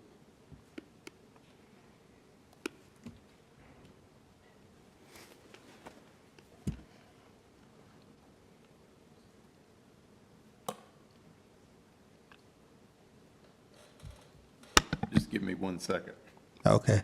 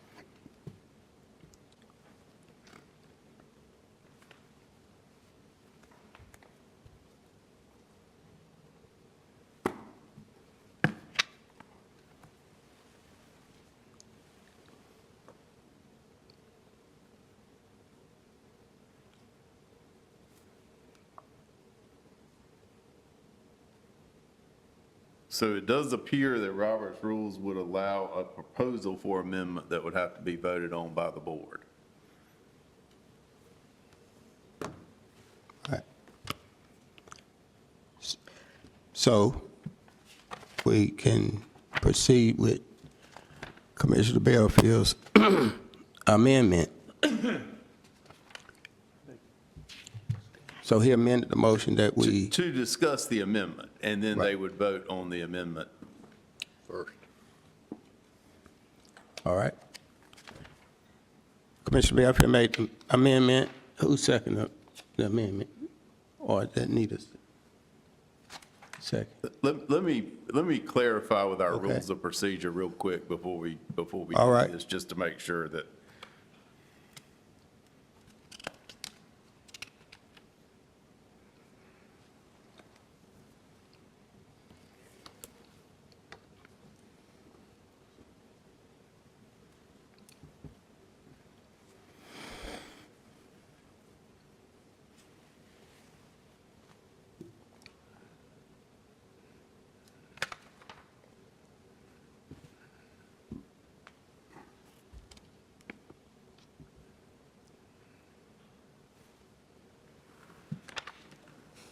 So according to our rules of procedure, an amendment to a motion must be germane to the subject of the motion, but it may not achieve the opposite effect of the motion. There may be an amendment to the motion and an amendment to an amendment, but no further amendments. Okay. The amendment didn't change the motion. The amendment asked for a delay.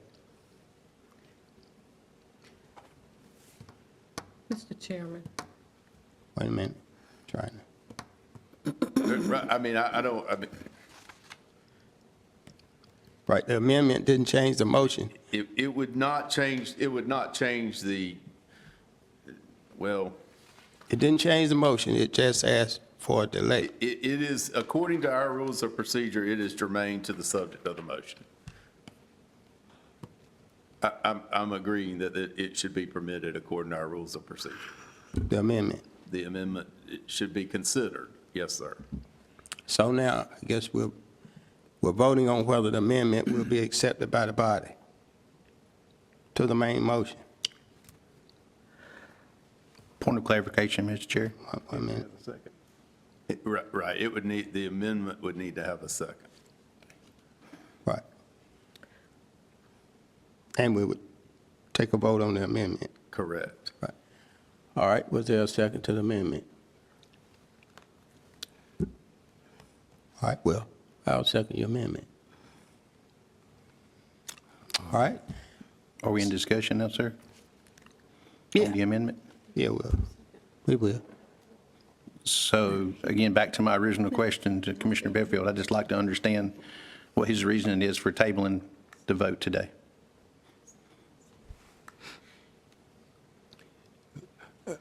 I didn't understand your question. He asked your reason for wanting to make an amendment to postpone the vote at this time. Well, I think that Yeah. that's two different things. So either we're, I mean, I think that we're either tabling it or amending it in some way. So I think that we need to get clarity from Mr. Belfield on what his proposal is. Yeah, well, my motion was the amendment was to table this issue and maybe bring it back up in a future date. Could you, I second that motion, Mr. Chairman. He's already said. well, it already, It's I already had seconded for him. I thought he seconded the amendment. Yeah, that was right, on the amendment. I second his amendment. And now we are having a discussion on the amendment. Mr. Chairman, the motion was to table, Mr. Belfield, Commissioner Belfield made a motion to table the Right. vote, but that's not the amendment. I was seconding his motion to table. It was stated differently, but it appears to me that he is attempting to table the motion, so we would need to clarify that from Mr. Belfield. Right. He just Well, stated that he was tabling my- it. He didn't specify a date, Okay. but No, I didn't. That could come up late. Well, table it at least for further discussion and maybe get back with the property owners and maybe we can work out a better deal for the interests of the county and the college. Mr. Chairman, point of order, when you table something, It stays on the table until someone brings it off. Bring it No back up. date has to That- be stated. That's right. Mr. Gaynor, would you confirm or deny that? That's correct, but according to the strict Roberts Rules of Order, if the motion is not brought back off the table at the next regular meeting, then it's dead. Okay. And I'll continue to review our rules of procedure as we go through.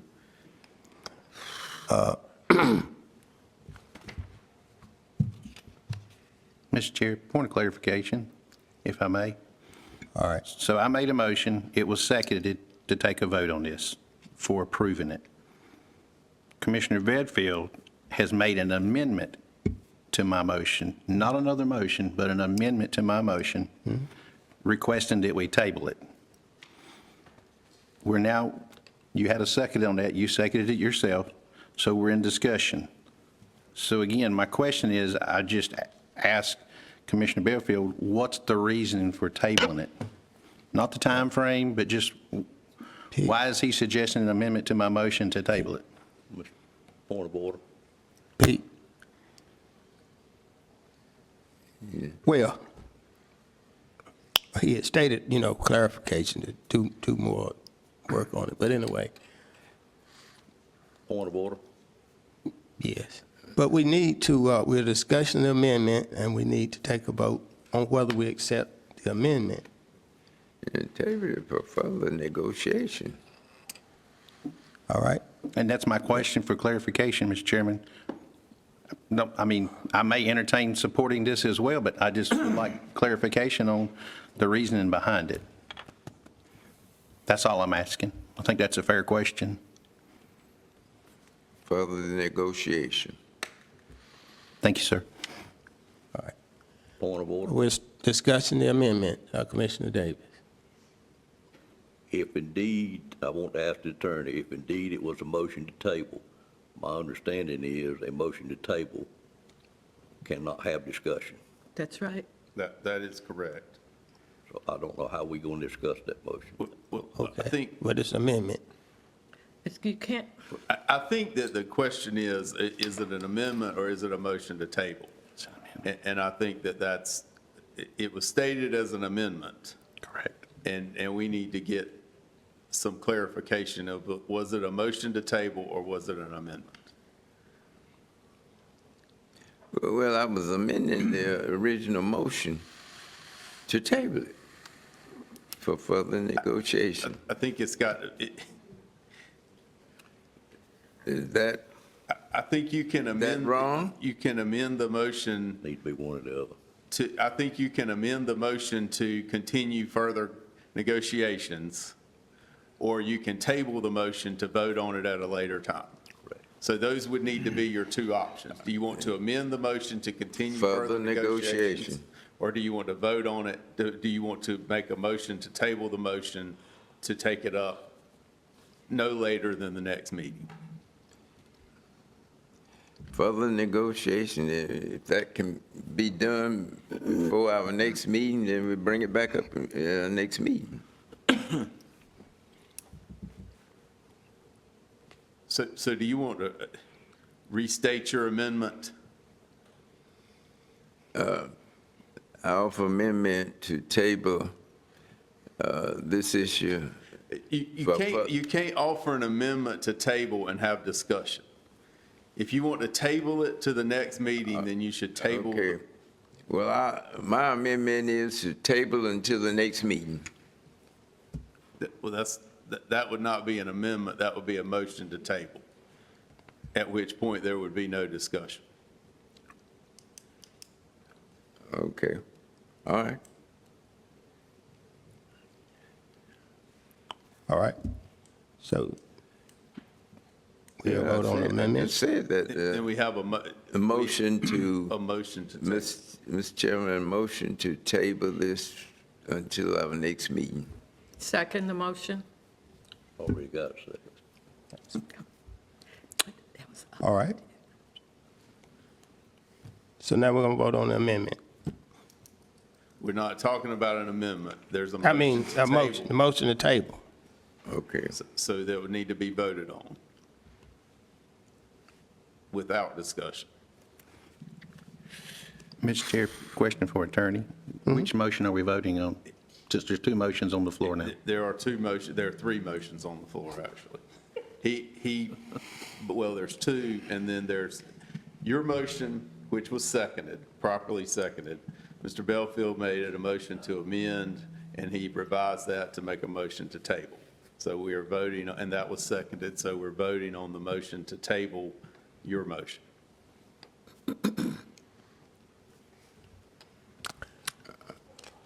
All right. Call for a vote. What discussion? I'd like to make a comment. I don't know if discussion, I'm confused as to whether it's appropriate or not. Well, if you're discussing the motion to table, that's not permitted. But if you, I guess, a point of legal clarification, that would be up to the chair. Yeah. Could I ask for that point of legal clarification from the attorney?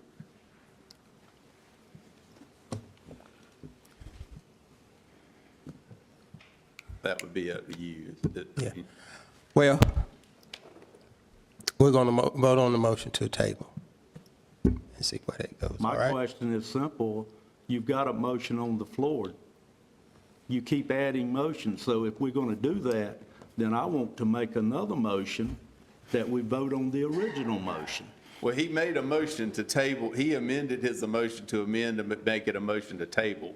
So there can't be any discussion on that, and that was seconded, so that needs to be voted. Well, I'm confused about the negotiation, because let me be very clear. Well, I don't think the motion to table permits discussion. Yeah, well, we're I'm not, making a comment, I'm not discussing That his would be up motion. to the chair. Mr. Chair, may I make that comment?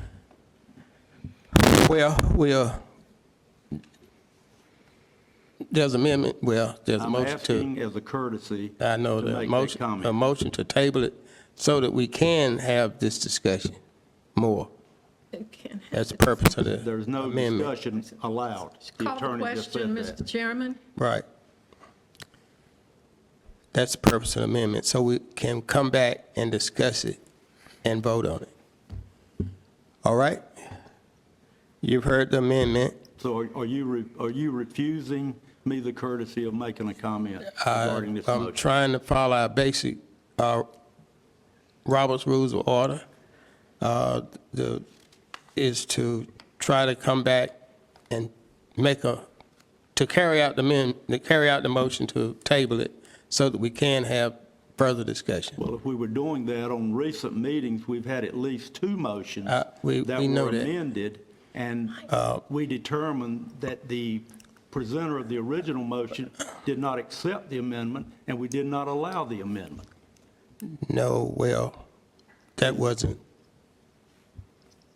Once the motion is made and then it's second, it becomes the motion of the body. So I got to call a motion for a vote on the amendment. To vote on the tabling of the motion. Yes. Just for clarification. Right. So you heard the motion to table until, is that going to be our September meeting? All in favor of the motion, let it be known by saying aye. Aye. All opposed? No. No. Raise hand for no. Wait. Raised hand wait, for what? wait. I said, all those who are in favor of all those opposed to tabling it, raise your hand. All those who are opposed to tabling it, raise your hand. All right, so there's a 4 vote to not table it, so the amendment did not pass. So you're back to the original motion. You're back to Mr. Powell's. Right, we're back to the original motion. What about the second one? All right, It's what's that? okay, now the motion is that we accept this purchase of the land agreement. Any further discussion on the motion? All right, Commissioner Howell. I want Outlaw. to be very clear about this. Commissioner Davis spoke of negotiation on this contract. I was the point person. I did not negotiate anything with the Kumar family. Every closed session meeting we had, this board was in total agreement, the majority, with what we were doing. And my simple piece in that was to be the point person to communicate what this board majority recommended to the Kumar family.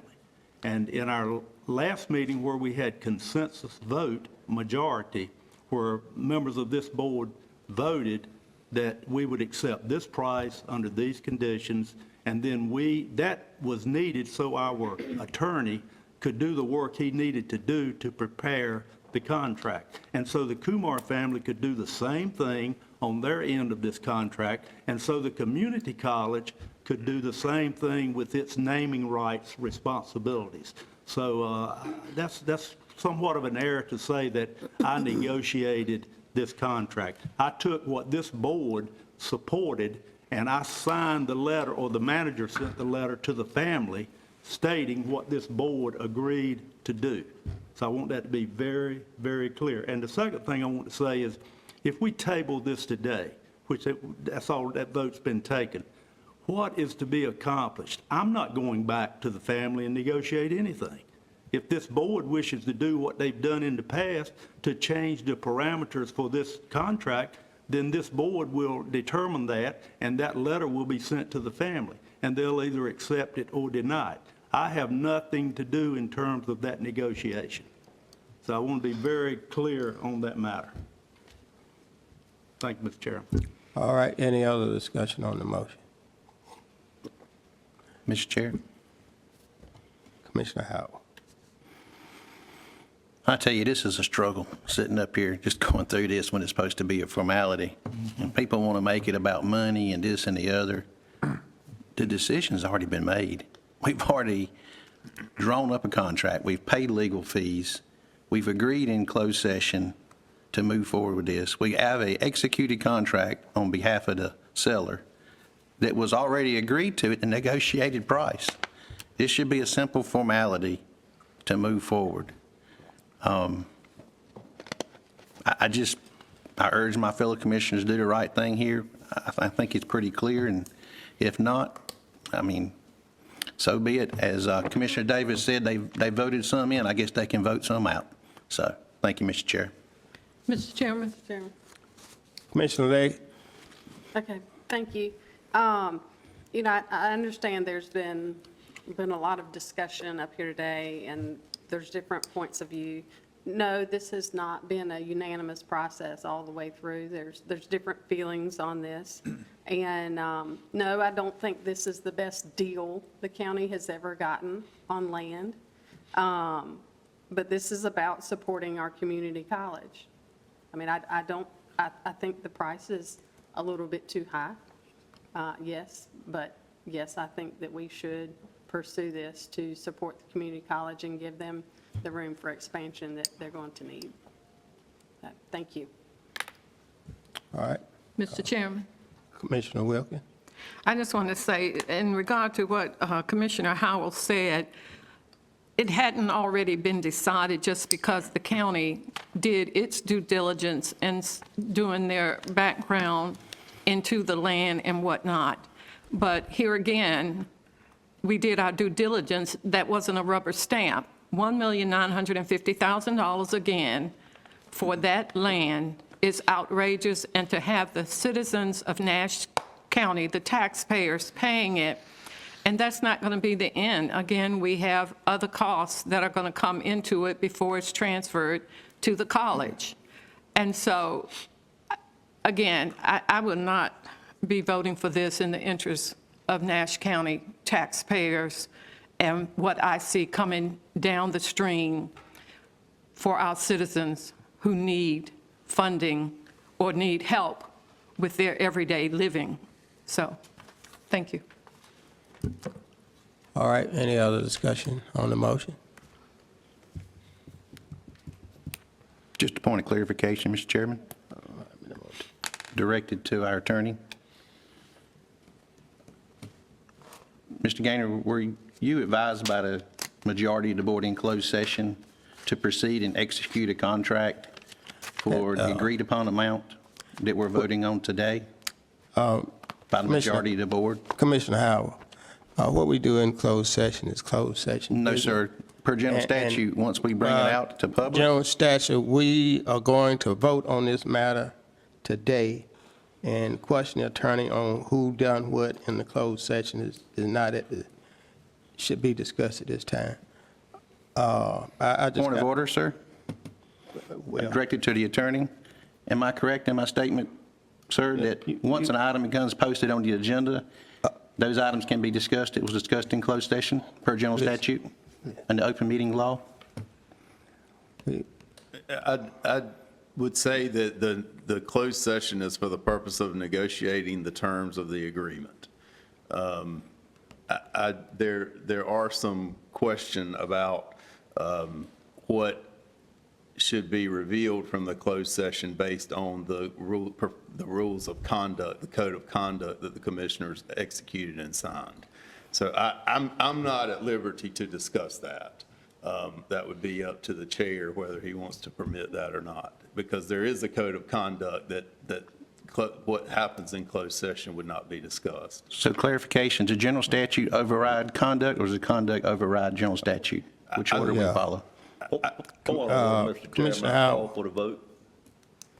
Commissioner Howell, we need to move forward, and like I say, what happened in closed session is closed session business. That's why we do everything that we do. I challenge that and just ask for clarification, Mr. Well, Chairman. you're going to need to go someplace else to do that.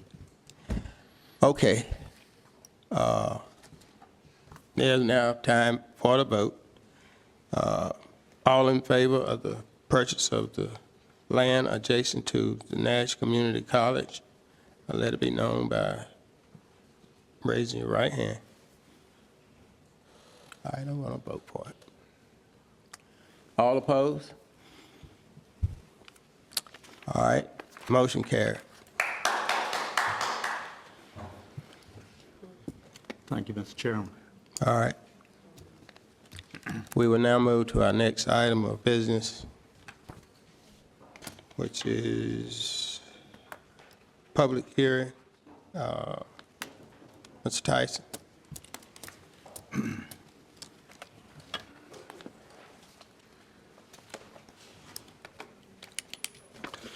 Good morning. Good morning. This is the first of 4 planning-related public hearings on the board's agenda this morning. This is a conditional rezoning request for a self-storage warehouse facility to be located on South NC Highway 231. The subject property, which is shown on the map outlined in red, is approximately 4.69 acres along the front of a larger 54-acre tract of land owned by Travis Phelps. This is the larger 54-acre tract of land. And then, of course, the portion that is up for rezoning is this front corner outlined in red. This is at 2260 South NC Highway 231, Middlesex. This is in western Nash County. It is southwest of the town of Nashville, north of the Samaria Crossroads. And if you see the green color on the zoning map on the right-hand side of the screen, this whole area is Zone A1 agricultural. The rear portion of this subject property was previously approved for the operation of a land clearing and inert debris, or LCID, landfill through the issuance of a special use permit by the Nash County Board of Adjustment back in May of last year. An LCID landfill is a commercial disposal facility for non-hazardous materials like yard waste, soil, untreated wood, brick, and unpainted concrete. Per the conditions of that permit, the landfill is surrounded and screened by earthen berms that are scheduled to be planted with vegetation this fall. There's also a smaller vegetated screening berm required along Highway 231 on the front of the larger property. This request has been submitted by the property owner, Mr. Phelps, to rezone the property to an RCCZ, Rural Commercial Conditional Zone, for the development of a self-storage warehouse facility. The conditional nature of this request allows for the attachment of reasonable site-specific development conditions with the consent of the applicant. The proposed site plan that you see here has been prepared by Stocks Engineering. And again, this is the LCID landfill. The area we're focused on rezoning this morning is this front corner that depicts a gated and gravelled facility with 7 self-storage warehouse buildings that total up to over 48,000 square feet of storage area. There's also an area designated there for a stormwater control measure as needed. And all of this is behind an existing vegetative screening berm that runs along the highway here as a condition of the LCID landfill. But this facility will also be behind that berm, or behind the screening buffer. The site plan also, as I said, includes the LCID landfill on the back. There's a related gatehouse on the entrance driveway. Also on this property, the applicant is planning a landscaping supply business over on the right side of the entrance drive. That would be north of the self-storage facility. That is a land use that is permitted by right in the A1 zoning district, and so that area does not need to be rezoned, but it is shown for context to this morning that when you come in the entrance drive, you will have the mini storage to the left, the landscape supply business and its parking to the right, and then the LCID landfill in the back. All 3 of these commercial land uses, as I stated, will be accessed from the highway using the same shared driveway point.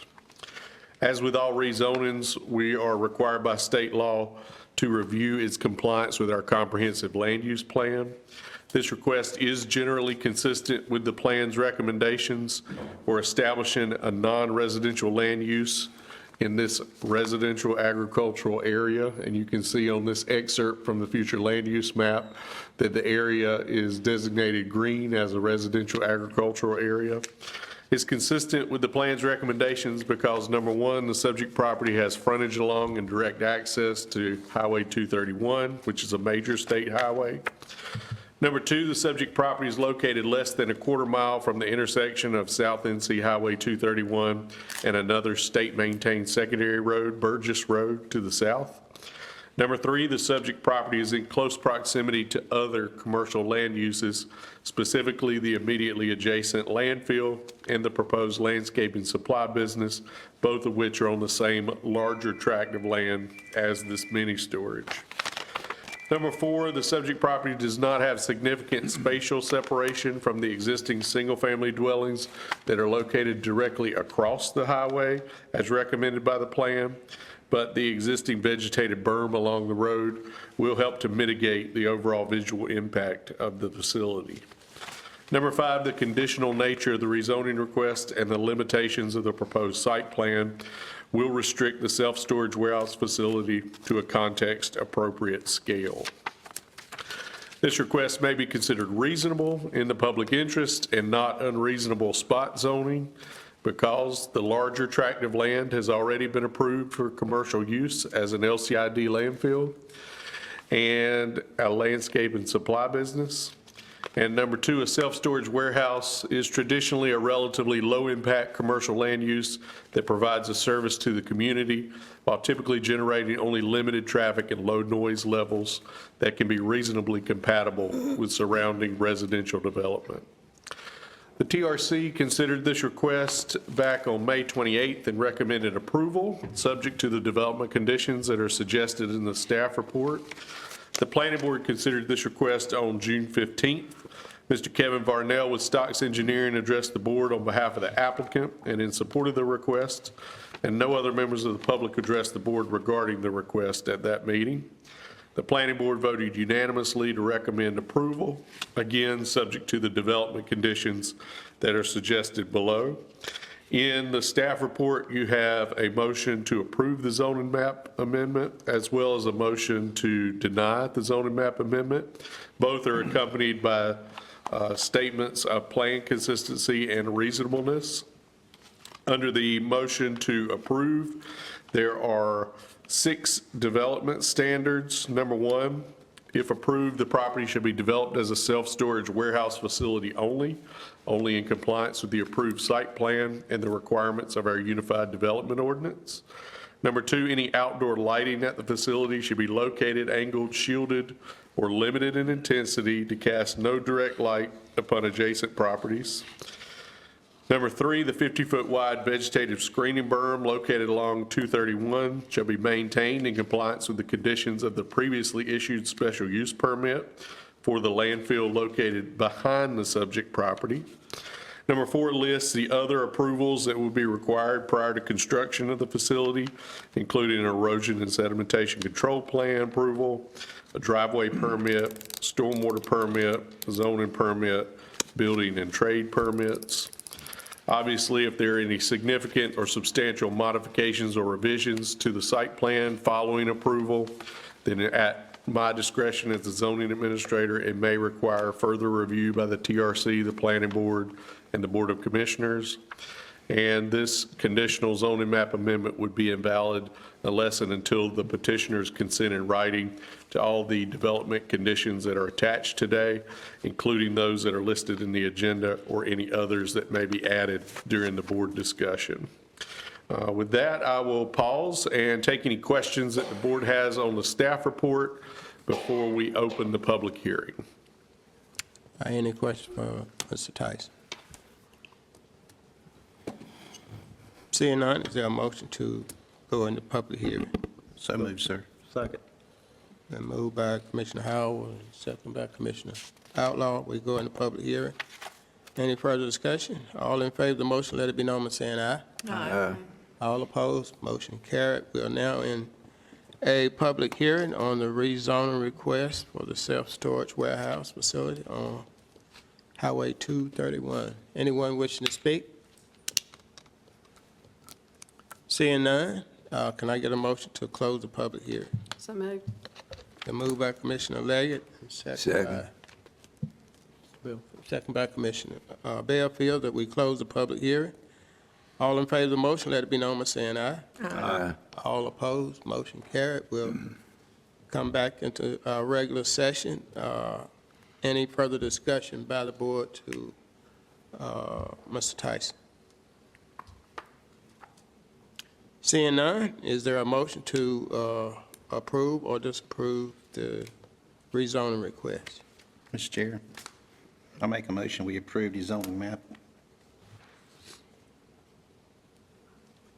Conditions, right? You mean to read the whole motion? Yeah. I make a motion that, I move that Nash County Board of Commissioners adopt the statement of plan of consistency and reasonableness below and approve conditional rezoning request for CZ 260601 to rezone the specified property to an RC CZ for the development of a self-storage warehouse facility, subject to developed conditions attached. All right, you heard the motion, and second, Second. Commissioner Wilkin. All right, any further discussion on the motion? Seeing none, all in favor of the motion, let it be known by saying aye. Aye. All opposed, motion carried. Okay, we will go to our next item, number 11. Mr. Tyson, that's the self-storage building on Stony Hill Church Road. This is a similar request in that it is also for a self-storage warehouse facility. The subject property, again, is highlighted in red on the maps before you. This is a collection of 3 adjacent lots totaling 1.87 acres. It's owned by Service Central LLC and located at the northeast corner of the intersection of South NC Highway 581 and Stony Hill Church Road, north of the town of Bailey. The property, as you can see on the right-hand side of your screen, is zoned R40, single-family residential currently. I would note that the new boundary does not conform necessarily to the boundaries of the 3 parcels on our tax map, but that's because it is based on more recent, more accurate survey data. So these 3 parcels actually do fit inside the red parcel when mapped correctly. This request has been submitted by the property owner to rezone the property to RCCZ for the development of a self-storage warehouse facility. This, again, is a conditional rezoning that allows for the attachment of conditions. This is the site plan that's been submitted by Stocks Engineering. It depicts a fenced and gravelled facility with 4 self-storage warehouse buildings, 3 vehicle parking spaces, a stormwater management area, and then along the north side back here, a 25-foot wide planted vegetative screening buffer to consist of trees and shrubs that would screen that facility from the immediately adjacent residents to the north. The proposed driveway access to the site is located off of Stony Hill Church Road. We've had significant conversations with NCDOT, and they've confirmed that that is their preferred access point, given the amount of traffic on Highway 581 there. When we review the future land use map, again, this area is designated as residential agricultural area. And so this request is generally consistent with the recommendations of the plan because, number one, the property has frontage along and direct access to both a major state highway and Stony Hill Church Road, a state-maintained secondary road. Number two, this time the property is located immediately at the intersection of those 2 roads. Number three, the subject property is in close proximity to other already existing commercial land uses, specifically the adjacent property to the right or to the east that is purple. That is a property zoned for outdoor storage of equipment and accessory buildings. There is an insurance office here to the south across the street that's existing, and just to the south a little further, there's a retail store already existing here. Number four, the subject property does not have significant spatial separation from the surrounding residentially zoned and used properties. But again, as stated, there will be a significant vegetative screening buffer along the north side between the facility and the nearest home to mitigate the overall impacts. And the conditional nature of the rezoning and the relatively small size of the property will effectively limit the development of the facility to a context-appropriate scale. This request may be considered reasonable in the public interest and not spot zoning because, number one, this particular intersection has previously been identified for commercial development through the establishment of the existing RC Rural Commercial Zoning District that you see here in this pinkish color. Number two, a self-storage warehouse facility, again, is a relatively low-impact land use that provides a service while typically generating only limited traffic and low noise levels, and that can be reasonably compatible with surrounding dwellings. The Technical Review Committee considered this on May 28th and recommended approval, subject to development conditions. The Planning Board considered this on June 15th. Mr. Andrew Stocks with Stocks Engineering addressed the board at that meeting on behalf of the applicant and in support of the request. There were no other members of the public who wished to address the board at that meeting, and the planning board voted unanimously to recommend approval, again, subject to the development conditions. Again, you have motions to approve or deny accompanied by statements of plan consistency and reasonableness. This has very similar conditions to the previous case, and so I won't read those aloud. But I will gladly take any questions that the board has on the staff report before we move into the public hearing on this matter. All right, any questions for Mr. Tyson? Seeing none, is there a motion to go into public hearing on this? So moved. Second. All right, been moved by Commissioner Outlaw and second by Commissioner Howard that we move into a public hearing. Any discussion? All in favor of the motion, let it be known by saying aye. Aye. All opposed? Motion carried. We're now in the public hearing on the self-storage warehouse facility located on Highway 581, Stony Hill Church Road. Anyone wishing to speak on this matter?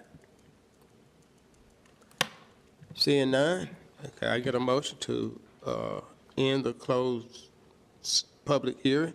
So moved.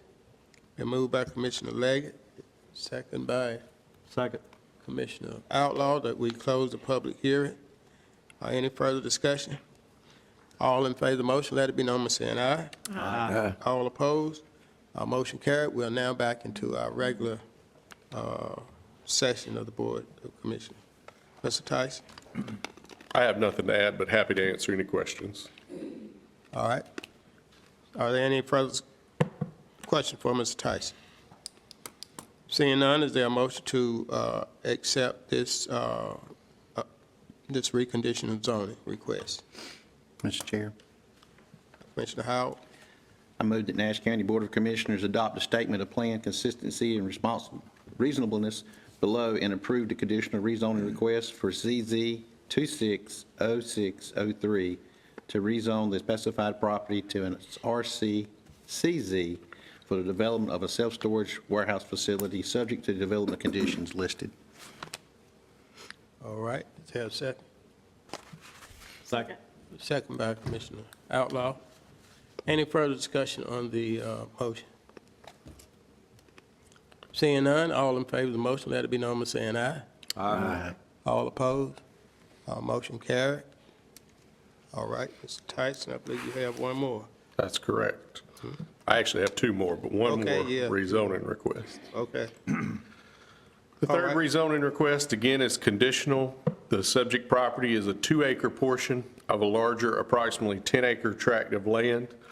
So what you see outlined in red is the 2-acre portion of the larger tract.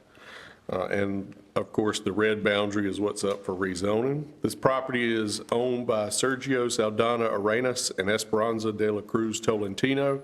It's located directly beside the Redemption Center Church, which is right here at 13705 NC Highway 98, Spring Hope. This is in extreme western Nash County and not far from the Nash-Franklin County line. As you can see on the zoning map, this area is zoned A1 agricultural. The lot here, or at least the front of this lot, has historically been used as a parking lot area for the neighboring church. It also includes an existing detached classroom building and a storage building currently owned by and used by the church. This request to rezone has been submitted by Pastor Lisa Mercer of the Redemption Center Church to rezone the subject property to an OICZ, Office and Institutional Conditional Zone, to permit this lot to continue to be used for church activities, parking, and storage. Now that raises the question, if the church is allowed in the A1, why would the church parking not be allowed in the A1?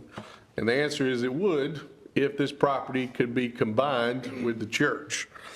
However, Pastor Mercer plans to purchase this property with her own private funds, and so it will not technically be owned by the church, therefore it can't be combined with the church property.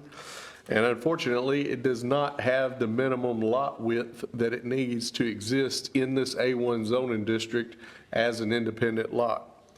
However, if the property is rezoned to office and institutional, that would reduce the minimum lot width requirement from 100 feet to just 60 feet. And this lot is just shy of 100 feet, so it would certainly meet that. And rezoning it to office and institutional not only allows it to stand on its own, but it also allows the property to be restricted just for church use. The conditional nature of this rezoning request does allow for the attachment of conditions. When we review the the future land use map from the comprehensive land use plan, this is also designated as a residential agricultural area, and the request is consistent with the plan because a small church such as this one is an institutional land use that is explicitly anticipated and allowed by the plan in a residential agricultural area. The conditional zoning request may be considered reasonable in the public interest and not unreasonable spot zoning because the proposed continued use of the subject property for church activities is similar to and consistent with the already established immediately adjacent church on the immediately adjacent property. The TRC considered this request on July 2nd, recommended approval subject to conditions. The Planning Board considered this request on July 20th. Pastor Lisa Mercer, the applicant, Craig Mercer, and Jimmy Day, the current property owner's realtor, all addressed the board on behalf of the applicant and in support of the request. There were no other members of the public who chose to address the board at that meeting. The Planning Board voted unanimously to recommend approval of the request, subject to the development conditions that are listed in the staff report. The most important development condition under the motion to approve would be number 2, and it addresses the 2 existing buildings on the property, the detached classroom building and detached storage building. Those buildings were put there without the proper permits and inspections.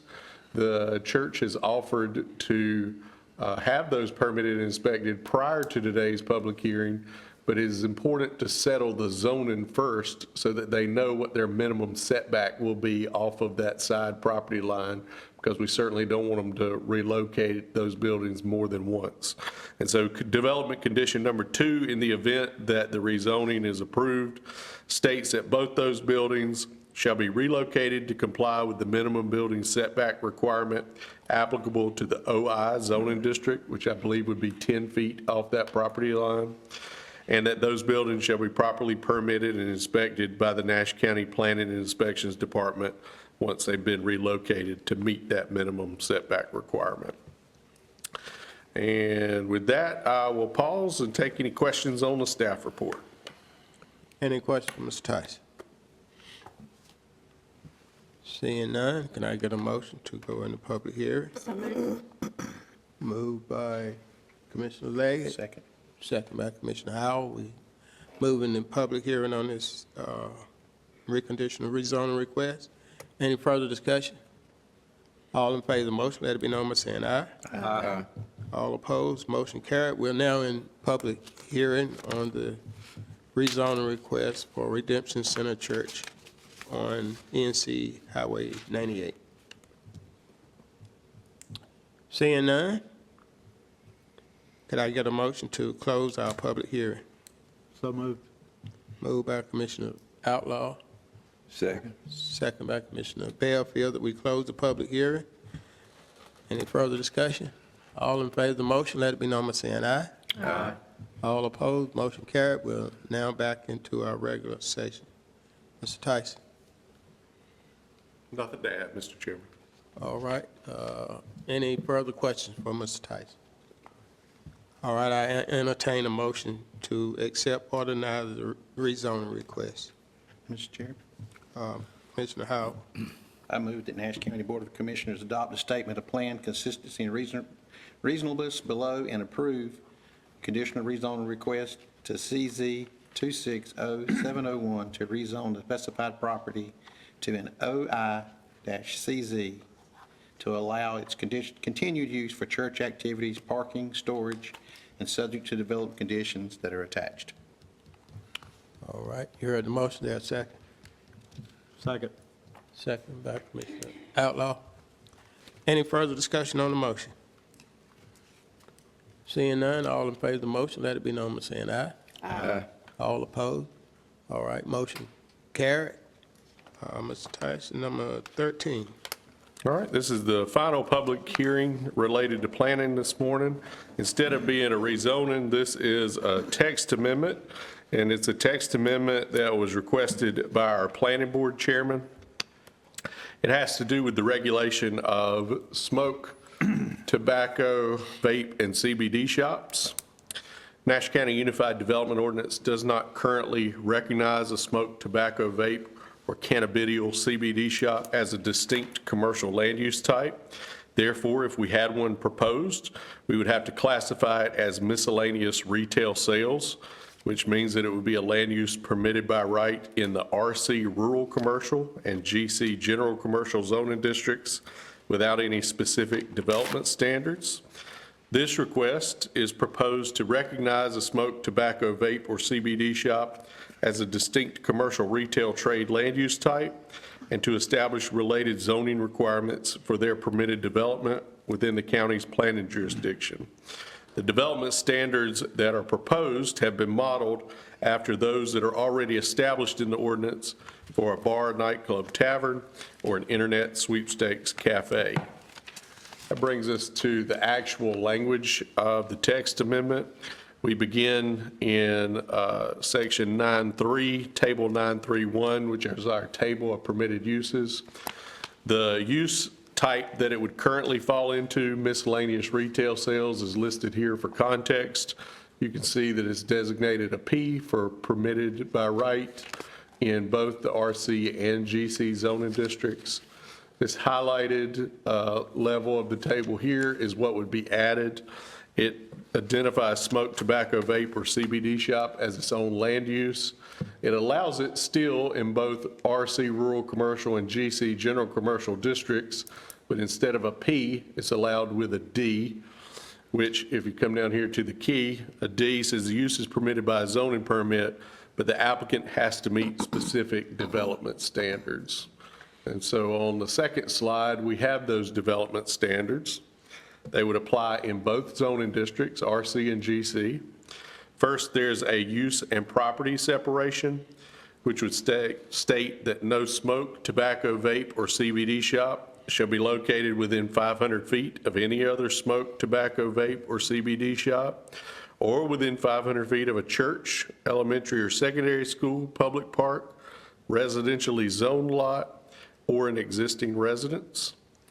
And then letter C would apply specifically to the parking. Parking areas related to such a shop can be located no closer than 75 feet to the property line of abutting residences, churches, elementary or secondary schools, public parks, or residentially zoned lots.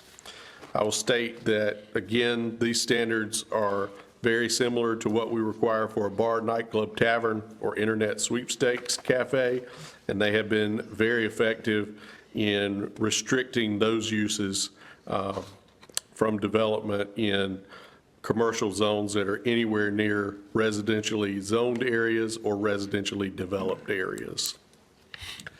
As with all text amendments, we have to consider its consistency with our county's land use plan. In this case, the request is neither consistent nor inconsistent with the plan because the plan does not venture to specifically address a smoke, tobacco, vape, or CBD shop as a distinct commercial land use. The TRC reviewed this text amendment back on July 2nd and recommended approval. The Nash County Planning Board considered this text amendment request on July 20th. Rocky Mount Wilson Regional Airport Authority Board Chairman Gary Hodges and Maggie Valley Subdivision Homeowners Association Treasurer Secretary Douglas Voris addressed the board in support of the request, and the Planning Board voted unanimously to recommend approval of the request.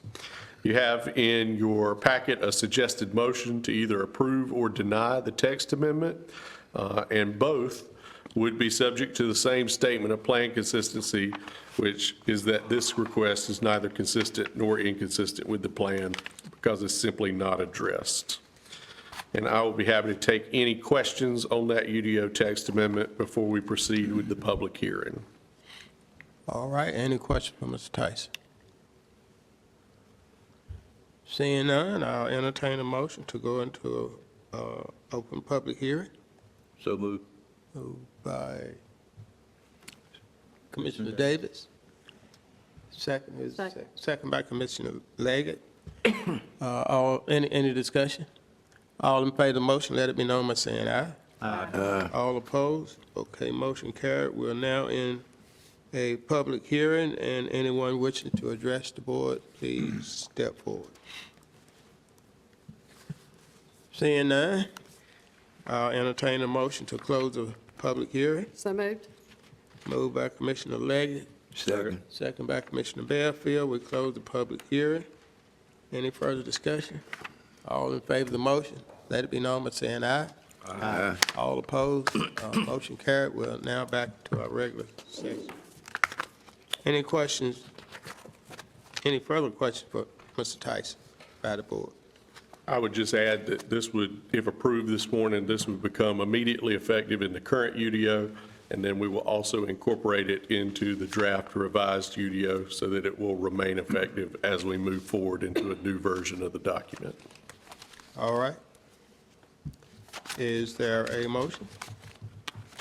Move for approval. Commissioner Davis has motion that we move for approval. Second. Second by Commissioner Howard. Any discussion on the motion? Seeing none, all in favor of the motion, let it be known by saying aye. Aye. All opposed? Motion carried. Thank you, Mr. Thank you. All right, we'll move along to our monthly tax report. Ms. Shamika Terry. Still, good morning. Good morning, everyone. Before we get into business as usual, I would like to bore you for about 90 seconds. All right. I know month after month I get up and I share the monthly tax report, which is given to you all as an updated status in regards to the tax rate. But I would like to share, 2025 was indeed a different tax year for the tax department. I must share through transition and opposition, the best team on this side of heaven stayed professional, positive, and faithful. They show up daily without hesitation or complaint and make it look easy. I often tell them I need them to frown and/or growl every once in a while as a reminder that we are the tax department. Most responded with, Shamika, when you start growling and/or frowning, so will we. So we know that day shall not happen. But I will tell you, my dog of choice is a Doberman Pinscher. But I said all that to say all this. Thank you to the entire tax department for committing themselves to what they assume is a thankless job. But I am thankful for them and the opportunity to work along beside them. Business as usual. All right.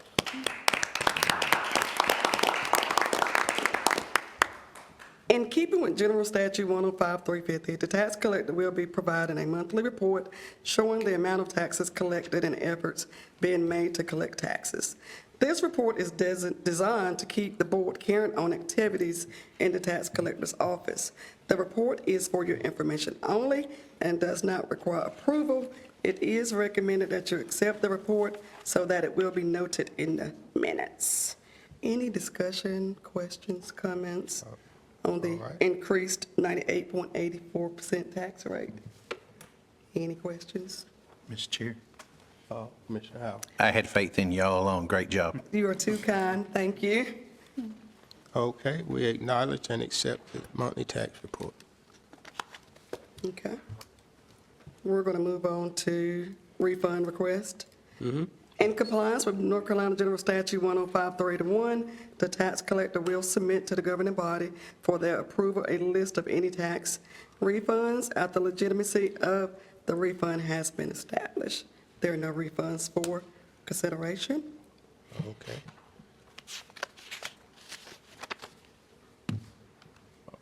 Item number 16. Okay, we'll move on to the annual settlement.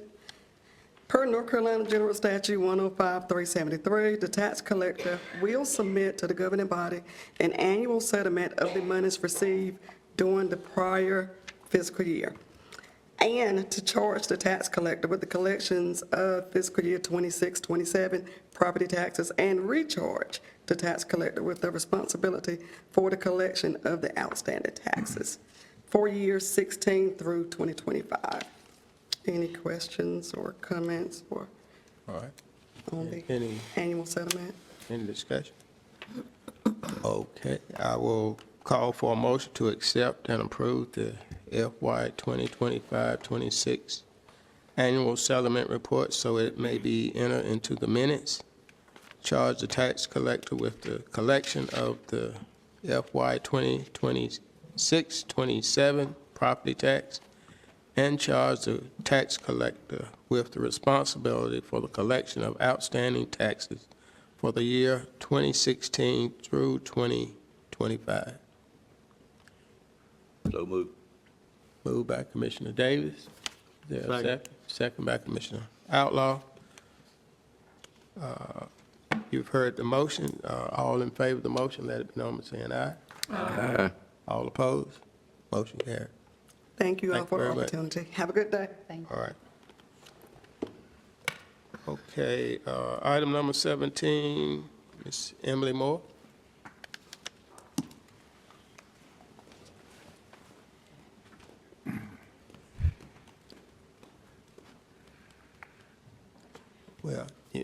when commissioners just walk out. Maybe they need a break. We'll take a 5-minute break, and we'll come right back. All right? Item number 17, Community Block Grant, public hearing. Emily Moore. Good morning. Good morning. Morning. Nash County received $1,557,002.26 in CDBG CV funds from the North Carolina Department of Commerce. Activities supported by these funds included trail extensions at Castelia and Spring Hope Community Parks, 7 hand-washing stations throughout the county, PPE supplies for volunteer fire departments, computers for public libraries, and EMS equipment and supplies, all of which are located in low to moderate income areas. The purpose of the public hearing is to review, assess the performance of, and close out the 2020 Community Development Block Grant Coronavirus Project and allow the residents of Nash County an opportunity to express their views regarding the project. So the recommendation is to hold a public hearing. Okay. Any questions for Ms. Moore at this time? Seeing none, can I get a motion to go into public hearing? So moved. Moved by Commissioner Leggett. Second. Second by Commissioner Wilkins, that we move into a public hearing to discuss the Community Block Grant Coronavirus. All in favor of the motion, let it be known by saying aye. Aye. All opposed?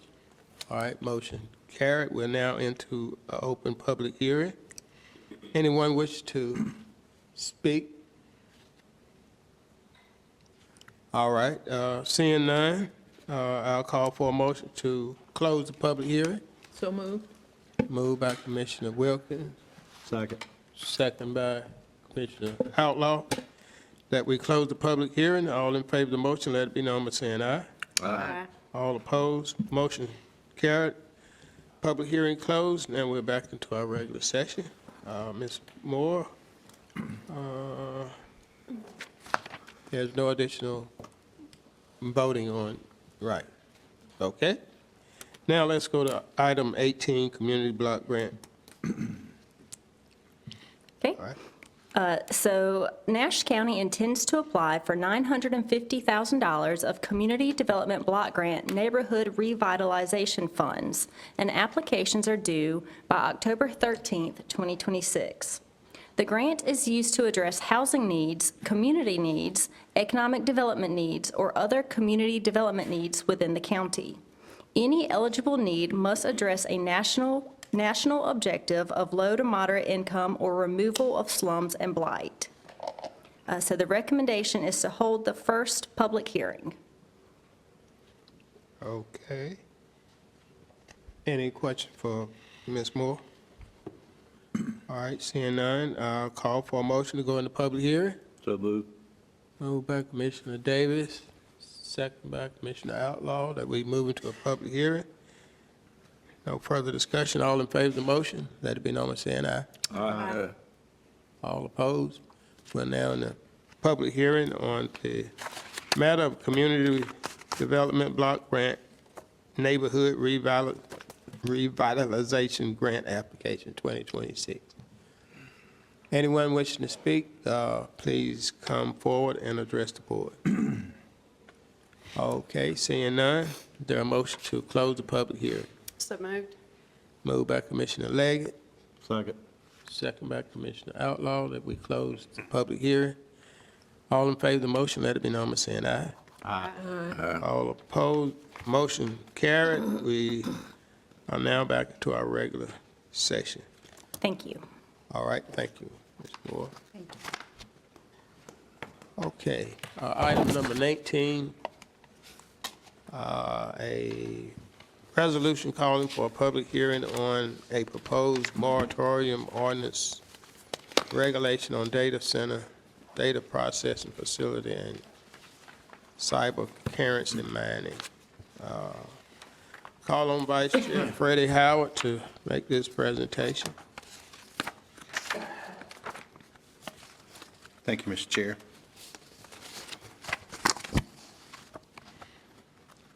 I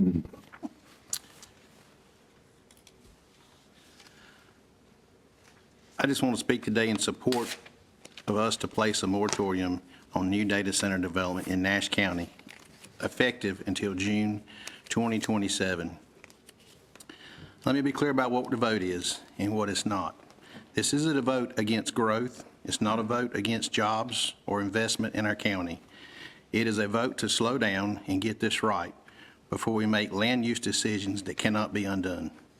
Nash County, which was built on agriculture, our farmland just isn't economic asset, it's a heritage. Families in this county have worked this soil for generations, and the land supports our identity, our food supply, and the way of life that sets us apart from more urbanized parts of the state. Once prime farmland is converted into industrial use, it does not come back. We don't get a second chance on this decision. Over the past several months, this board has heard directly from the people we represent.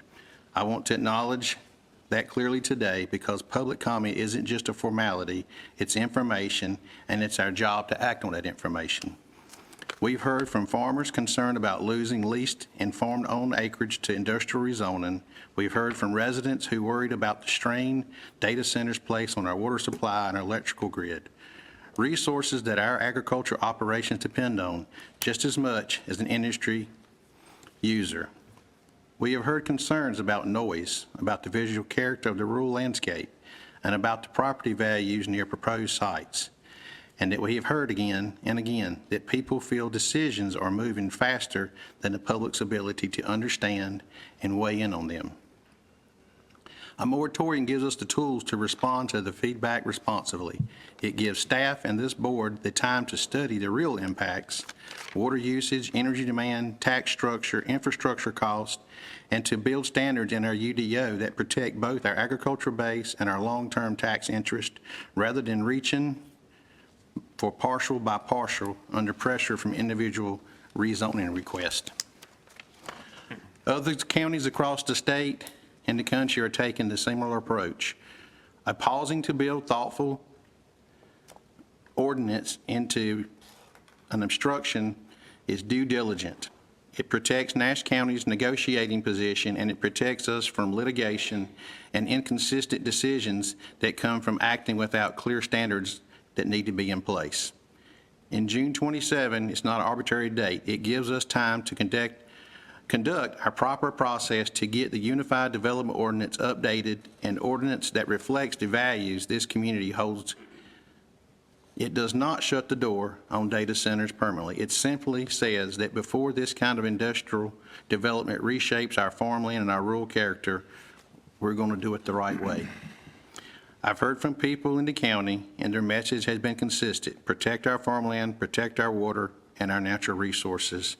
Don't let Nash County's rural identity be decided by rezoning cases moving faster than the public input can keep up with. So I'm asking my fellow commissioners to support this moratorium. So let's take time to get it right for the farmers, the families, and the future citizens of Nash County. All right. This requires a public hearing, so I want to ask for a motion for a public hearing to go into public. Mr. Chairman, Yeah. Commissioner Howell is just proposing to have the board approve the public hearing for the next meeting. We would have to notice that per the statute. Well, I'm following some instructions that said that we have to open a public hearing now. But you're saying that we don't, that we have to just approve whether we would go into. Yes, sir. What we're doing is getting the board's authority to advertise for the public hearing for the next meeting. Mr. Chair, if I may. Yes. What I'm asking the board is to adopt the attached resolution to hold a public hearing Tuesday, September the 8th, 2026 at 9 a.m. and to direct the clerk of the board to publish a notice of this public hearing in accordance with General Statute 160D-601, sir. Right. So you're asking us to adopt a resolution, right? To hold a public hearing. Yes, sir. Right, okay. To Mr. Gainer's comments, notice to public. All right. Is there a motion? So moved. All right, and second. He made the motion. Commissioner Outlaw seconded the motion. All right, now we're open for discussion. Commissioner Davis. Thank you, Mr. Chairman. I certainly want it to be known that I also do not favor these large data centers. But I question if we really need to put a moratorium on Nash County. We have the tools in place currently to stop any data center that the board chooses not to have in a rezoning matter, if it comes before this board, but also if we have a piece of property that's properly zoned, we have to have a special use permit, is my understanding, and that also would be approved by this board. So we got the tools in place. And my concern is, anytime you use the word moratorium, regardless of how it's used, it puts a negative cloud on an area. In this case, it would be Nash County. Having worked and knowing quite a few site selectors over the years as it relates to our industrial recruitments, we all know that their goal when they come to an area, look at the area, is to eliminate it as quickly as they can. Some of these site selectors wouldn't go any further than to see the word moratorium that we had in place, kind of sort of regardless of what the moratorium was about, whether it was about residential construction, whether it was about, in this case, a data center moratorium. And of course, what we do here only affects those areas that we have jurisdiction on. It doesn't stop them from going in our municipalities. And we do know that there's one been considered in one of our towns at the current time, but there's really nothing we could do about that because they have total jurisdiction over that area. We're also closing the door if indeed we were to have one that wanted to look at Nash County that is totally self-supporting. That has been my idea all along, is to have data centers and consider them only when they can provide their own utilities, when they can provide their own cooling method, whether it be water or anything else, and whether it was a situation where the noise involved would be compatible with the area that it was put in. I'm just not in favor of a moratorium for this particular reason, knowing that we've got total control over it without that. We've got a UDO that we hope will be adopted in the next few months. So our goal is to do it before the end of the year, I think. And during that process of the UDO, we will have those guidelines in there, and the UDO itself will require a public hearing. So at that point, anyone that wishes to speak about data centers would certainly be able to come to this board and speak about that or anything else in the UDO. It just seems like a possible duplication of effort to do it at this time. And that's my thoughts, Mr. Chairman. Thank you. All right. Anyone else? Wait, you made the motion. And, well, Mr. Chairman, okay. I have a question of the staff or our attorney. Can we hold the public hearing during the same time we hold the public hearing for the UDO? Can we hold it for the moratorium at that time and not just have one public hearing?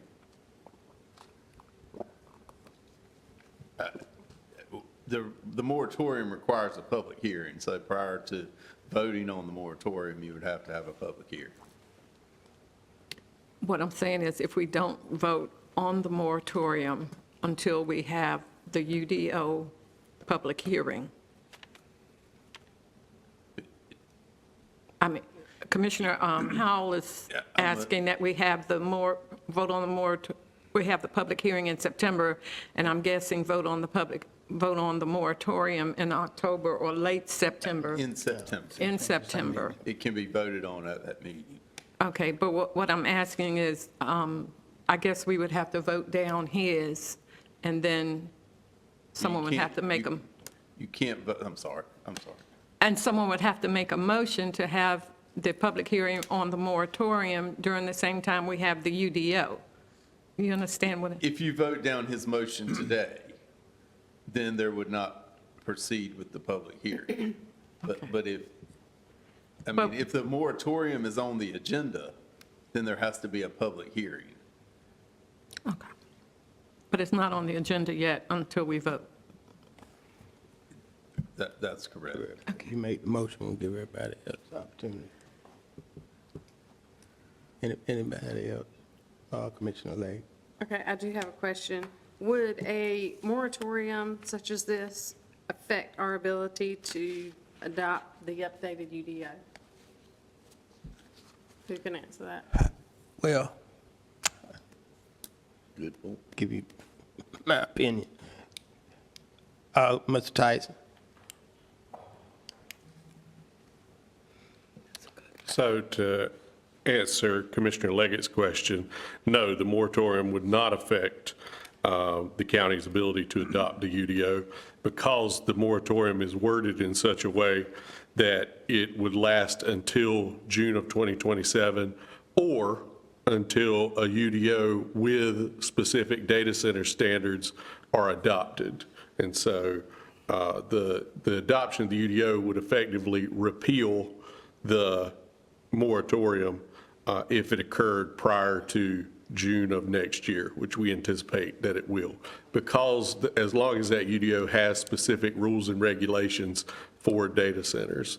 To answer Commissioner Wilkins' question, there would really be no need for the moratorium if we waited until we were ready to adopt the UDO, because the moratorium is designed to fill the gap in time before we have regulations for data centers. So by the time we have a public hearing on the UDO to adopt it, the moratorium would presumably become irrelevant at that point.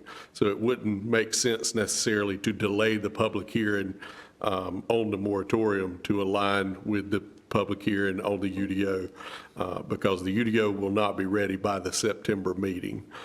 So it would not be effective to delay the public hearing. Also, to go back to a comment that Commissioner Davis made, currently, we don't have standards for a data center. So if we had an applicant who proposed one, they would make an argument that it was similar to a use we currently have in the table, presumably an industrial use. Now, that would only matter for property that's already zoned industrial without specific conditions. If an applicant brought a property to be rezoned industrial, then presumably the board wouldn't approve it without a condition on it to explain what it's supposed to be. So there wouldn't be a sneak attack by a data center through a rezoning. But for properties that already exist in the county, that is GI, if an applicant made an effective argument, and of course this could end up in court to be litigated, but if the applicant successfully made an argument that there was a land use in the ordinance that was similar to a data center and that the county should permit it, then that's what we're trying to guard against, or that would be what the purpose of the moratorium would guard against. We have had discussions about requiring a special use permit for a data center. That is not in the current ordinance. That is something that will be proposed as part of the new ordinance. So I did want to make that correction. There's not a special use permit process for data centers because data centers aren't addressed in the ordinance. But the purpose of the moratorium would be to fill the gap in time between now and when the UDO is ready. But the moratorium would not hinder us in any way from adopting the UDO and adopting a set of regulations within the UDO for data centers. All right. Mr. Tyson, what's the timetable for us to complete the UDO? So the planning staff is currently going through the proposed UDO line by line and making revisions. I don't know exactly when we'll be done with that. I think we are likely to have it ready for adoption prior to the end of 2026. but this moratorium extends into 2027 just to provide, a cushion or a margin for error. But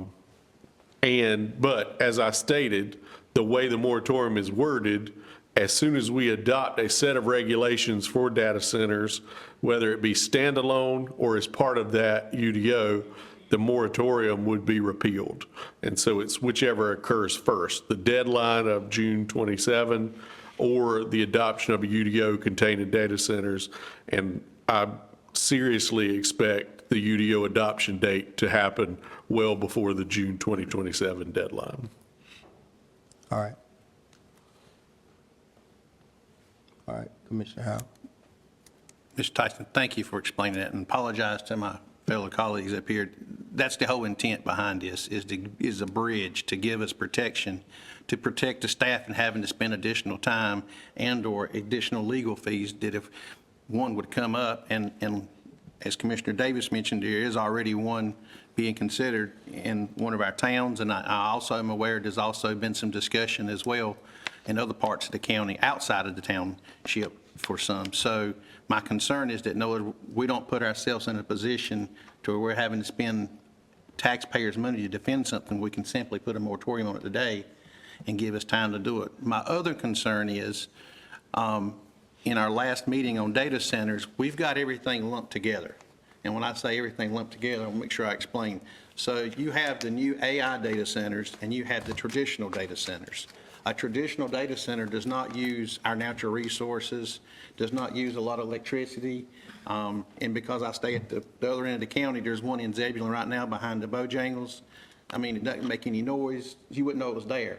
So we got to make sure when we put this new UDO out that we don't penalize those storage facilities and lump them in the same group as we would one of these new AI data centers that uses 100 megawatts of power, which, by the way, Sharon Harris, which where we get a lot of our energy from for Nash County, only generates 900 megawatts. So you're talking a ninth of the power. The backup facility in high demand for electricity in our area is from Goldsboro.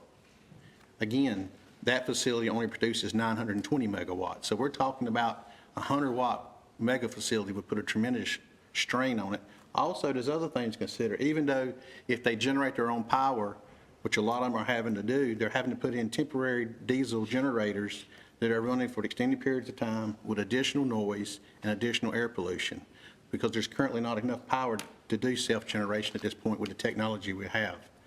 Also, we have to consider our friends upstream. To generate 900 megawatts of power from Sharon Harris, they're going to consume 1.5 million gallons to 2.4 million gallons a day just to produce the electricity. That's even if the data center is using a closed loop system and doesn't need any water other than the initial filling of the closed system. So there's a lot of impacts that we need to study before we move this forward to make sure we got it right. And all this is a pause and let us do that. Don't penalize traditional data centers and have them lumped together as we currently do in our proposed UDO.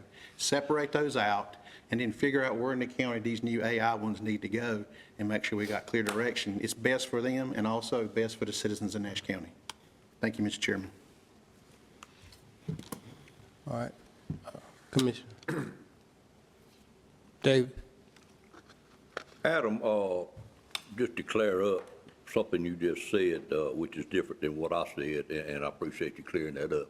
But the special use permit, I've noticed several times of late, over the last year, that if I'm not mistaken, you've utilized something particular with the Land Development Code when it was under construction in the presentation to the planning board about what we had in a particular item, and the vote was based on the fact of not approving that because of something that was coming. Would that be the same case in this as far as a special use permit, knowing that we would have one in our UDO, that you could go ahead and utilize that like I've seen you do some in the past? And of course, I guess your answer is probably going to be it could be challenged, but anything can be challenged. I'm not. And I'm just asking because it may change where I stand on it. I'm not sure I follow the question. In order for the county to apply a special use permit to a particular land use, then our table of permitted uses has to assign, it has to essentially have an S there. You know, we talked about vape shops today, we talked about a P or a D. Well, in land uses that have an S is where they have a special use permit. Special use permits currently are all directed to the Board of Adjustment for quasi-judicial public hearing. If in the future we adopt a special use permit requirement for a data center land use, then the board could make a decision whether that should also go to the Board of Adjustment, or if that requires such special attention that the special use permit should be diverted to the Board of Commissioners to decide. But if we had an applicant come in currently and proposed a data center and made the argument that it was similar to one of our existing land uses, then whether or not we could impose a special use permit would be determined by whether or not a special use permit is already required in our table for that land use. So and it's hard to speculate what particular land use they might make an argument that it would be similar to. But if that land use doesn't already require a special use permit, the county can't decide on the fly to apply a special use permit. It has to be preordained by the ordinance. I'm not sure if I followed your question, so maybe if that didn't answer it, you could lead me a little further. Well, it totally didn't answer it, but I think I get the gist of what you're saying. I just know, for instance, a couple of things on screening and things of that nature, we are using this standard that we're getting ready to adopt and talk about it during the public hearing as we move up to that adoption. But I think you made it clear that it most likely would not be able to do that with a special use permit, probably. And I do know that we currently have two data centers in Nash County. Of course, they're both located inside Rocky Mount. And quite frankly, they are compatible. Actually, the city chose to put one of them on their own land, which I was surprised at. But, and they are large power users. In fact, the first one that was built is by far Rocky Mount's largest utility customer. Actually, it's 5 times larger than their second utility customer, which is Nash General Hospital. But had it not been for that revenue coming in, I think Rocky Mount would have probably been in worse shape than they are in, because they are very profitable to their electrical grid system, and they're able to make quite a bit of money off of them. But they would be making those decisions, except for where they provide utilities in outside of Rocky Mount in the county. So I just feel like we've got enough protection at the current time to buy us to December, January, February, whenever we do the UDO. So we're really not that far apart on what we're saying here. Thank you, Mr. Chairman. All right. Well, my perspective on this is that with the current schedule that we have for the Unified Development Ordinance, and we intend or should finish this by November. And generally, I'm not in favor of moratoriums, and like I said, it's going to require another public hearing, and it is possible it could delay what we're trying to do with the Unified Development Ordinance, to try to finish it sooner rather than later. And we've been collecting information on what data centers should be, shouldn't be, and the things that we might want to put into the Unified Development Ordinance.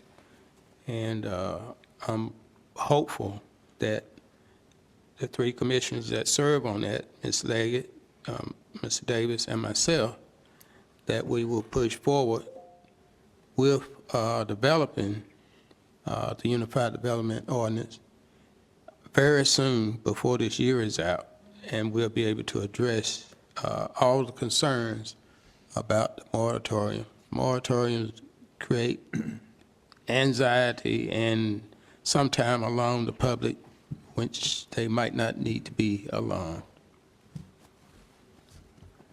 Any other discussion? Mr. Chair, I do have one follow-up question for Mr. Tyson. This is hypothetical, of course, but let's say we get through with the UDO and are ready to proceed in December or November, as you're shooting for by the end of the year, but we haven't worked out the UDO process because we need to put more definition in it to separate traditionals from the new AI, need some more studying done. If we went ahead and adopted the UDO and there's nothing in there at that particular time for the data centers, would we be allowed to do it and still have protection to give you January, February to make specific adjustments in the UDO and do an amendment at that point? Or are we locked into having to hold the whole UDO up until we get the data center information in there? We are not held up. The board could adopt the UDO, revised UDO, without data center regulations if the data center regulations required more work before they were ready. The adoption of the new UDO without data center regulations would not repeal the moratorium, because the moratorium is not tied, if a moratorium was approved, because the moratorium is not tied to the UDO, it's tied to the approval of new zoning regulations regarding data centers, data processing facilities, cryptocurrency mining, and similar uses. So the UDO could go forward ahead of the data centers, but the moratorium, if passed, would not expire until the data center piece is adopted, even if the whole rest of the UDO was adopted first. Thank you for that clarification. So it wouldn't slow us up if we ran into more questions and concerns. Correct. It would let the county go forward, everything else, and still provide us protection until June Until June of 31st of next 27. year. Okay, thank you, sir. We can always amend the Unified Development Ordinance. Correct. Right. Okay, any other discussion on the proposed resolution? All right, seeing none, we have a motion, so all in, let's see, give me 1 minute here. All in favor of the motion as presented for moratorium related to data center and data processing facility and cryptocurrency mining, let it be known by raising your right hand. Mr. Chairman. Yeah. If I can just clarify, we're only voting on to hold the public hearing at the next meeting. The board is not voting on the moratorium today. No. They would vote on the moratorium at the next meeting. I can read my motion again, sir, if you like. Right, read your motion again. Yes, sir. The motion here is for the board is being asked to adopt the attached resolution to hold a public hearing Tuesday, September the 8th at 2026 at 9 a.m. and direct the clerk of the board to publish notice to the public for the hearing in accordance to General Statute 160D-601. All right. You heard the motion? All in favor of the motion, let it be known by raising your right hand. Second, who's second? All in favor of the motion? All opposed the motion? All right, motion carried.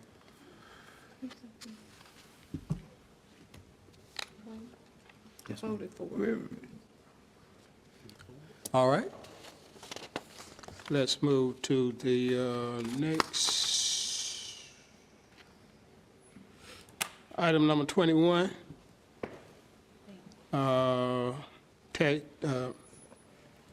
Item number 21, Mr. Boone on the Southern Nash Middle School off-site traffic improvement project.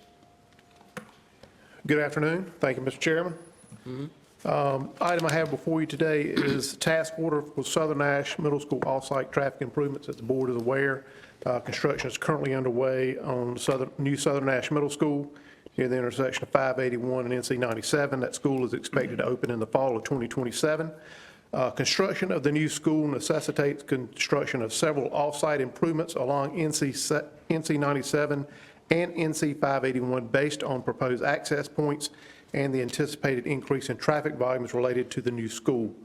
Construction of these improvements are required as a condition of approval of the driveway permits to be issued by the North Carolina Department of Transportation, because both NC routes are under the jurisdiction of the North Carolina Department of Transportation. Nash County Public Schools has confirmed that they are agreeable to Nash County funding and managing responsibility for this work. And it's important to note that this expense is eligible for reimbursement by the North Carolina Department of Transportation as outlined in North Carolina General Statutes 136-18, subsection 29A, and North Carolina General Statutes 160A-307.1. So the recommendation from staff is that the Board of Commissioners approve Task Order 2 with Stocks Engineering. They will be managing this work. Task Order 2 is enabled because of the Master Services Agreement that was approved by the board last month. And once approved, authorize the county manager to execute same on behalf of the board. And with that said, I'll be glad to answer any questions that you may have. All right, any discussion, question for Mr. Boone? Mr. Chair. Commissioner Howard. There was a question, you said, in regards to this, the school had authorized us to, I know we got an email in here from the school stating that, but has the school board had any knowledge or discussion or voted on this? Our conversation has been with the superintendent. My conversation with the superintendent, so I do not interact with the board.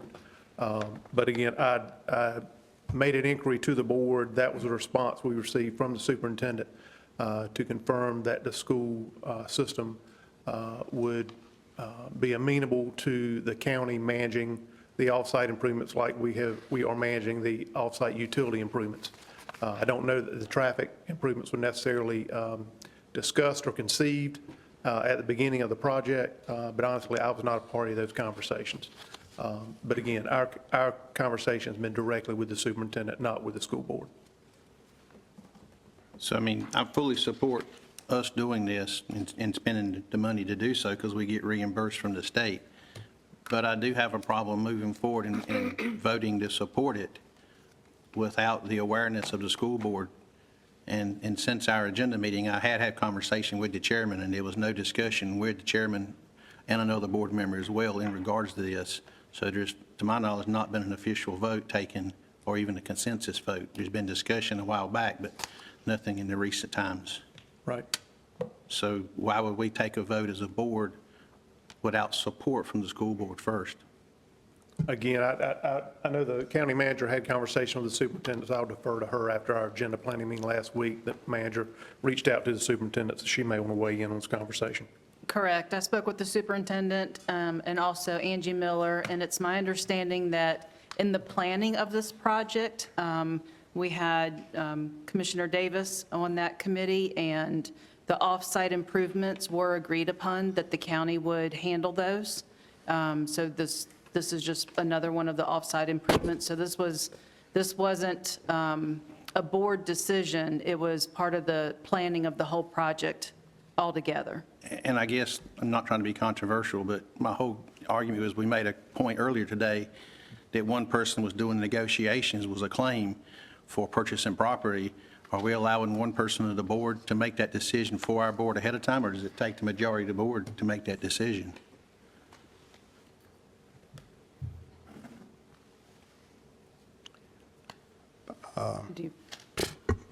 Commissioner Howard, as we understand, this is a traffic light improvement that we're going to be reimbursed by the state once it's done, correct? Correct. And there's no issue with that. And there has to be a traffic light there.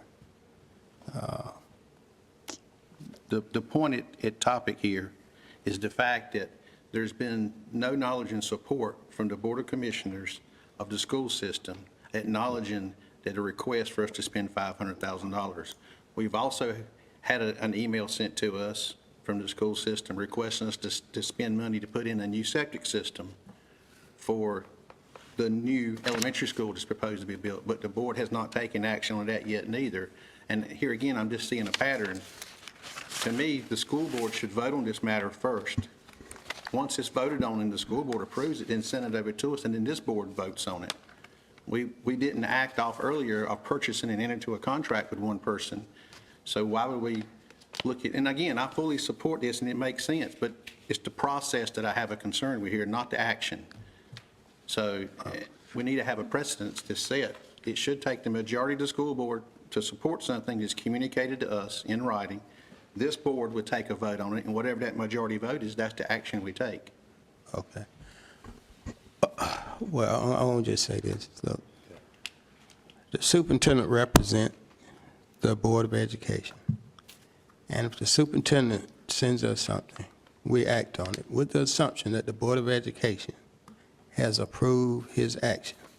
And I'm not questioning whether the Board of Education has approved or not. I'm moving on the assumption that the superintendent, for credibility purposes, is acting in favor of his board. Commissioner Davis. Well, I think you just covered what I would say about it. All along, the county has taken responsibility to do on-site improvements on that project. And of course, the whole project is run through the county because of the type funding that it is. We approve all payments. Actually, there's a signature off from you, Mr. Chairman, as well as the chairman of the school board at the time, each time we have a payment to approve according to the way the grant was written. So, Commissioner, I really don't understand what your question is. It's not a vote needed by the school board once they have adopted an ordinance saying they're going to build this school. I'm just not following you. Well, we have ordinance here too, sir. When the county manager spends money up to $10,000, anything over $10,000 requires the approval of this board. I'm going to make an assumption here that the school board has similar things in place, and we're being asked to spend $500,000, so that well exceeds a $10,000 limit. The other request is for over $1 million. So I guess my point of question would be to the attorney, is there any legal ramifications to us if we take a vote and we approve to spend money without the approval of the school board approving it first, with only taking an email from a staff member from the school system, regardless of what that position may be? It's my understanding that the county owns that property. Correct. Is that correct? So we would be making the improvements on behalf of the county for the property the county owns. But keep in mind, these improvements are in the right-of-way, so they're not on private property. They would be in the right-of-way, contiguous to the project. But they're contiguous for our development of the project. Correct. Then there's no legal ramifications for that. Okay, for this case. Now, what about if it, on the septic system, which is on other property, it's not owned by? I would have to. Can you research that and get back, before please? I would be able to answer that question. Commissioner Leggett. Thank you, Mr. Chairman. I have no issue taking action on this item. As I see it, it's part of the county's responsibility for this project, and we sought guidance from the head of the school systems to proceed, and I don't see this as us superseding any type of action that the school board would need to take. So, thank you. All right. Any other discussion? Okay, let me get back down here. So I need a motion to approve the task order 2 with Stocks Engineering and authorize the county manager to execute the same. So moved. Second? That was Commissioner Davis. Commissioner Davis made the motion, and Commissioner Leggett made the second. All right. Any further discussion on the motion? All in favor of the motion, let it be known by saying aye. Aye. All opposed? Aye. All right, Commissioner Howell voted against. Motion carried. Okay, Mr. Boone, item number 22, Met Park low voltage wiring contract. Yes, sir. Next item is a change order with Network South. That is the vendor assisting the county with the low voltage wiring improvements That's really to provide network connectivity and wireless access at the Med Park building. And this change order covers the cost of the network hardware required to build out the network closets, of which there are 4 on this project, and provide wireless access throughout the facility. The change order totals $92,286.88, and if approved, would result in an amended contract amount of $352,949.23, and no additional time being added to the contract. Staff is recommending the board approve the attached change order and authorize the county manager and/or her designee to execute same. All right, any discussion for Mr. Boone? Commissioner Davis? Just an update on where we stand for contingency funds. Are we able to cover this out of contingencies for the project? Yes. Okay, thank you, Mr. Chairman. All right. Any other discussion for Mr. Boone? Seeing none, can I get a motion to approve the change order, authorize the county manager to execute the same with the Med Park building renovation? So moved. Moved by Commissioner Wilkins, Second. second by Commissioner Leggett. Any discussion on the motion? All right. All in favor of the motion, let it be known by saying aye. Aye. All opposed? Motion carried. All right, thank you, Mr. Boone. Ready for the next item? Yes. All right, while we're on the theme of change orders, same project, different contract. I have 2 change orders 4 and 5 with Salisbury Moore. They are the general contractor on the overall building renovation project. And this change order is related to, again, the Med Park building project and replacement of additional flooring in the building, and also additional electrical work requested by MIS in the network closets, where the items in the preceding change order would be housed. These change orders total $68,537.49, and if approved, will result in a revised contract amount of $3,582,022.59, and a revision to the substantial completion date, and it will change that to November 23rd of this year. The cost of the additional flooring work will be paid for using funds from the Health Department, and the cost of the electrical work will be paid for using contingency funds approved in conjunction with the project. And the recommendation is that the Board of Commissioners approve the attached change orders and authorize the county manager to execute same. All right, any discussion from Mr. Boone? Any questions? Seeing none, is there a motion to approve the change order? Move for approval? All right, Commissioner Leggett, is there a second? Second. Second by Commissioner Outlaw. Any further discussion? All in favor of the motion, let it be known by saying aye. Aye. All opposed? Motion carried.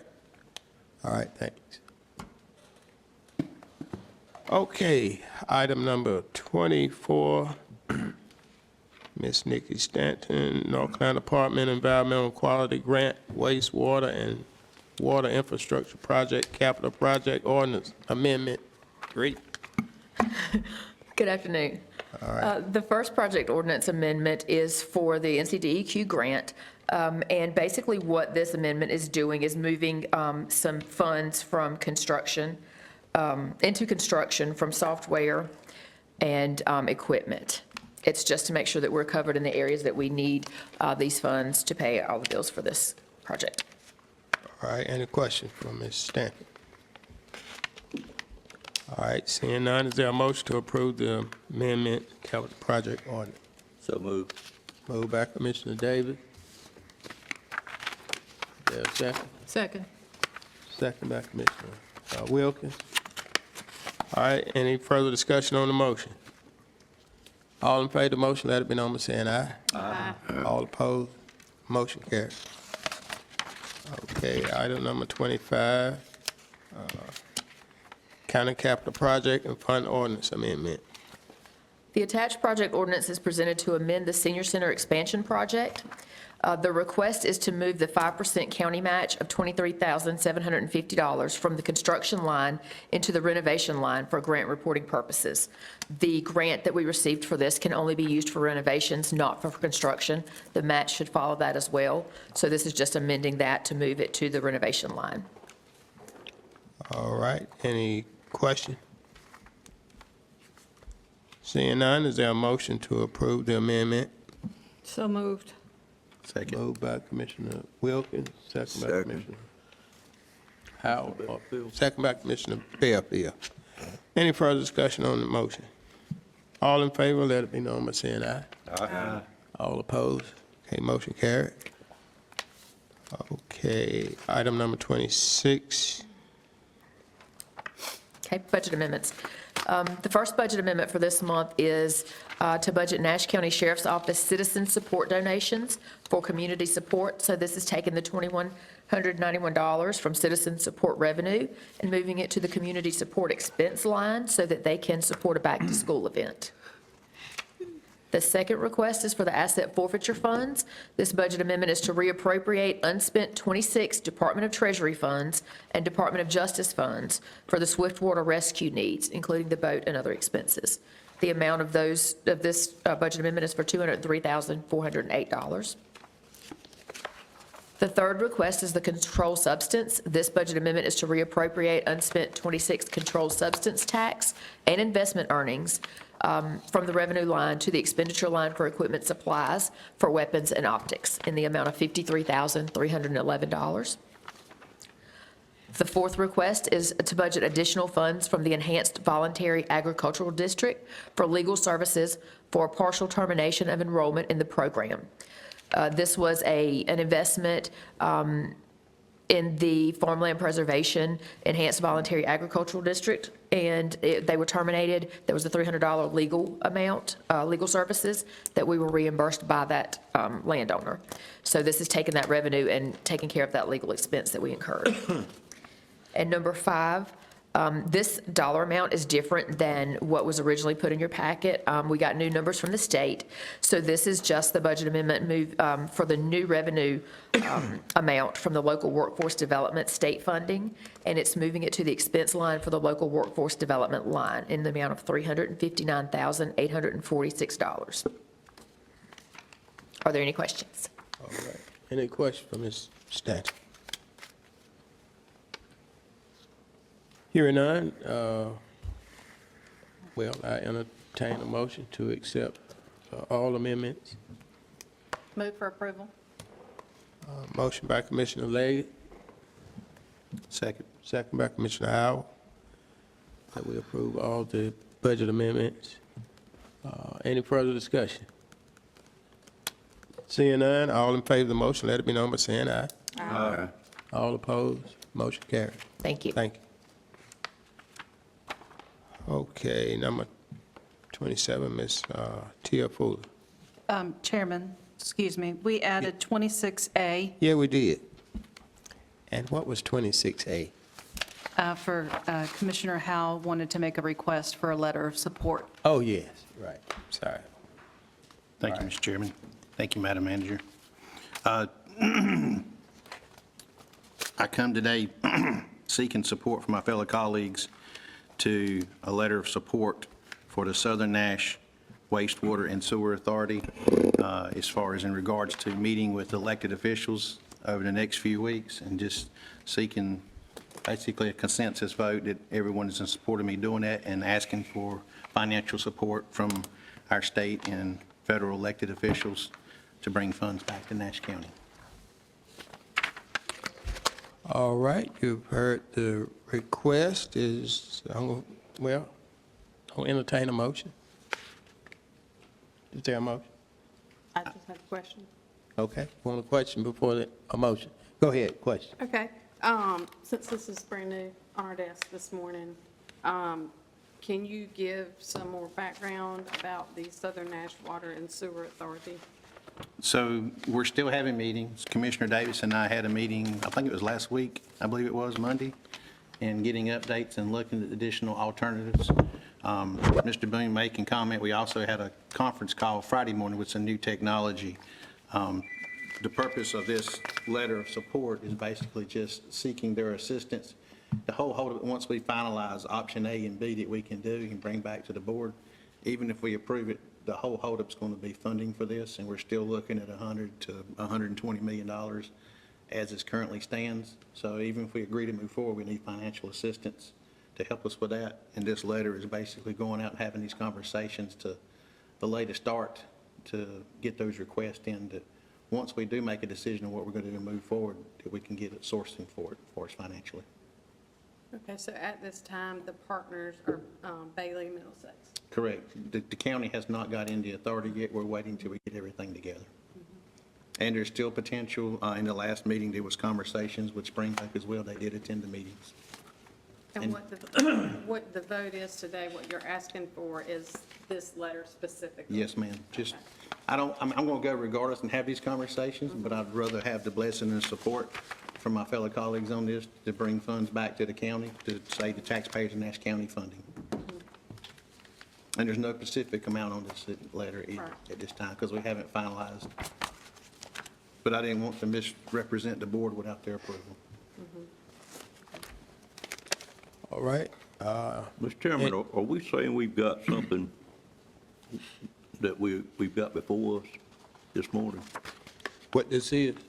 Yes, sir. Thumb through support of Southern Nash Water and Sewer Authority. I put my hand on it. I hadn't seen it. Okay, all right. Mr. Chair, I make a motion for approval. All right. Commissioner Howard made a motion. Is there a second? Second. Second by Commissioner Outlaw.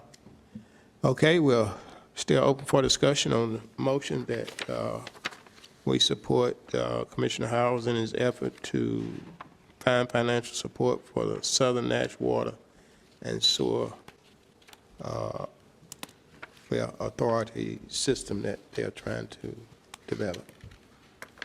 Correct. Commissioner Day. Of course, I very quickly sped read that, don't know that I understand it. But how is this different from what we normally do, where we establish a set of goals and request funding for the county once a year with our legislators? What's the difference in this and what we generally do? May I respond, Mr. Chairman? Yes. Okay. Thank you. Commissioner Davis, this here, due to invitations that was extended to me by some of our state officials and also some of our federal elected officials, this is just laying the groundwork, to your point, that we're going to come back at a later time and do those asks. And that I don't want to speak on behalf of the board without their knowledge of it and approval of it. The procedure that we've been doing will still take the same place. This is just laying the groundwork, since the ask is going to be so large in this. It's going to take our state elected officials and our federal elected officials to support this project due to the financial cost of it. So he want to be the representative to speak on behalf of the board in support of the project. And Commissioner Davis, as you're aware, because you were in the meeting, we haven't finalized which direction we're going to go yet, or option, should I say. So that's why there's no amount on here. But again, I want to be transparent and just make sure that I'm open. And before I go represent the board, I want to make sure the board's aware of it and approves it. My only concern is, and I'm okay with what you're saying, my only concern is where we at today with that Southern Wastewater Treatment Plant I think we all pretty much know it's not going to come to fruition, or it seems like it is not going to come to fruition the way we were working it. I personally think part of the issue there is the way it's been handled through the process, and I'm not going to get into details about it, but it does concern me why we lost the original thought, and I think I know why we lost it, but just with that said, I think it's needs to be moved forward with a lot of precaution and not alienate people any of our towns, like may have been done before, too quickly because we lost the one opportunity we had, it appears like, always trying to mend things to move forward with that treatment plant. And yes, other alternatives, we certainly need to look at this point, because I don't think we're gonna make it work how we just got too many obstacles where it was. So, I personally think this could be done without the support, but ever how the board chooses to do it. Thank you, Mr. Chairman. All right. Mr. Chairman, Yes, Commissioner Wilson. I just, I want to ask, by us supporting this letter, and it's evident that we need the water and sewer in Southern Nash, but by the board individually saying, you know, we support this, we support you getting funding, if you don't get that funding, will this letter be held up if those towns come to the board for so many millions of dollars and need our help, and we say we can't do it, then you get the opportunity to say, well, you signed this letter in support of it. Are you solely just going to the state and federal for this? Yes, ma'am, and just for clarification, 2 of the 3 partners that have been at these meetings, other towns, Middlesex and Bailey, actually have already jointly put together a letter very similar to this, and they're actually having discussions today with some elected officials in Greensboro. It's a joint effort, and the way we're going to be successful on this is from a regional standpoint. The state and the federal has indicated to us, and to Mr. Boone as well, that they're not seeking to give individual towns or municipalities funding. They're seeking to give a regional facility because it encompasses so much more of the area and affects so many more citizens in a positive way.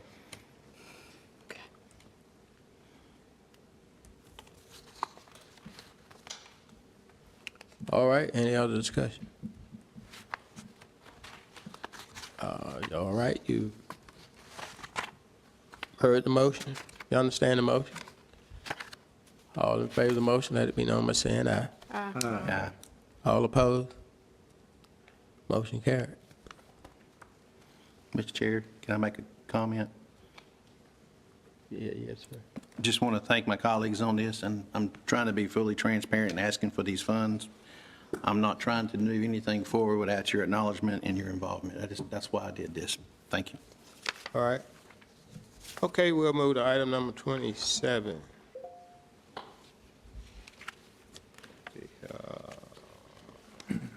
Good afternoon. Afternoon.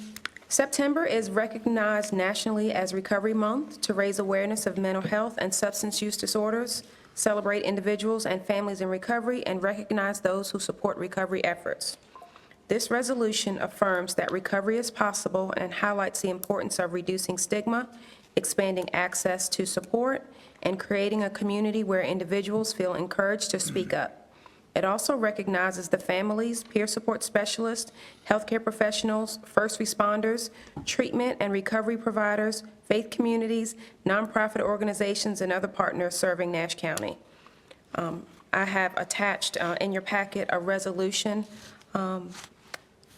recognizing September 2026 as Recovery Month in Nash County. Would you like me to read the resolution? No, I don't think that's Okay. necessary. We have it in the package. Any discussion Yes, sir. for Ms. Tiff? Mr. Chairman, not to be disagreeing with you, but I would like for us to read the resolution into the record because it is a very important resolution, a very important item, and I just think reading it would put it available for those ones that may be viewing online or the many people that view it later on, if you're not opposed to that, sir. No? Okay. Okay. That's okay with the rest of the board? They'd like to hear you read the resolution. Yes, sir. Resolution recognizing September 2026 as Recovery Month in Nash County. Whereas September is recognized as National Recovery Month, an annual observance dedicated to increasing awareness of mental health and substance use disorders, promoting effective treatment and recovery practices, and celebrating individuals and families whose lives have been transformed through recovery. And whereas recovery is possible, and every person deserves access to compassionate care, meaningful support, and the opportunity to build a healthy and fulfilling life. And whereas individuals in recovery demonstrate courage, strength, and resilience, and their experiences provide hope and encouragement to others who may be struggling. And whereas mental health and substance use disorders affect individuals, families, and communities, making recovery a shared responsibility strengthened through compassion, connection, and support. And whereas reducing stigma and increasing awareness encourage individuals to seek assistance without fear or shame and help create a community where recovery is recognized, respected, and supported.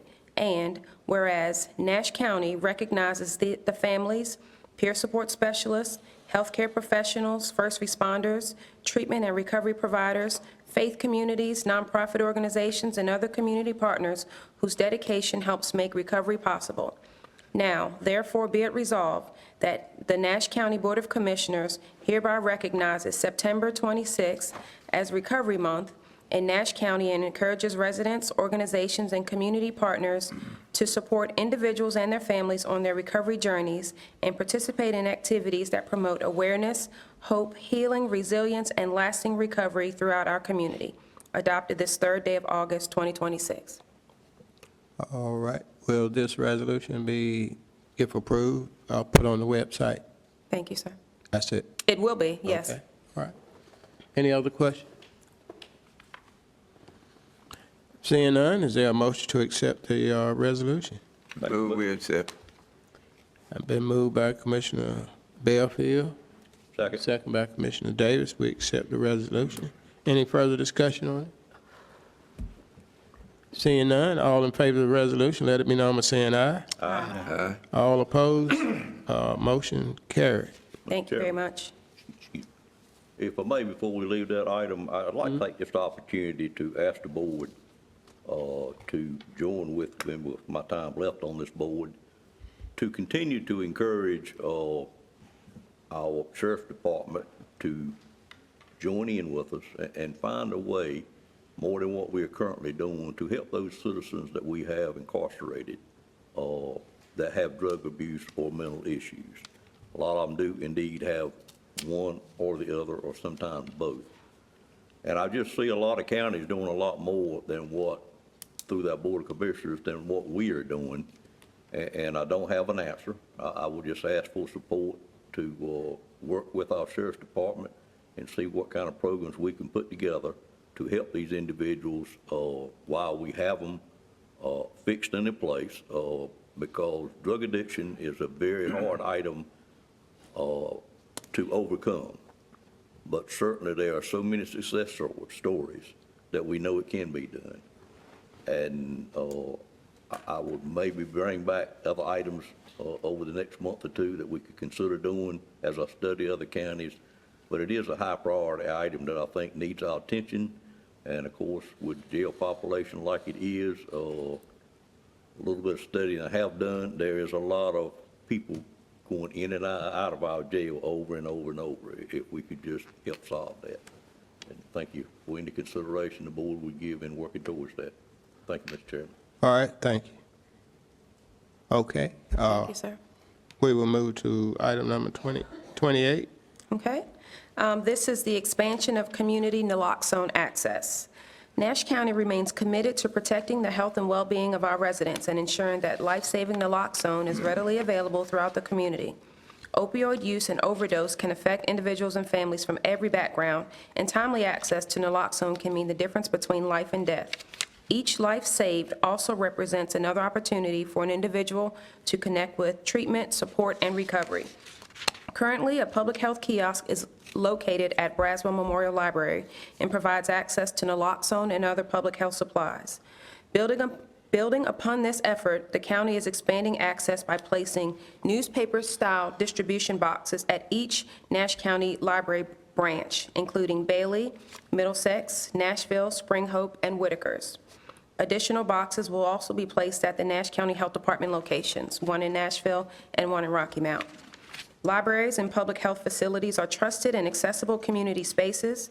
Placing a lot zone at these locations helps reduce barriers, supports individuals and families who may be impacted by substance use, and equips community members to respond during an overdose emergency. This initiative is not only about distributing the lot zone, but also about meeting people with compassion, reducing stigma, and affirming that every life is worth saving. This expansion is another step in Nash County's broader effort to address the opioid crisis through prevention, harm reduction, treatment, recovery support, and community partnership. And no action is requested of the board at this time. All right, thank you.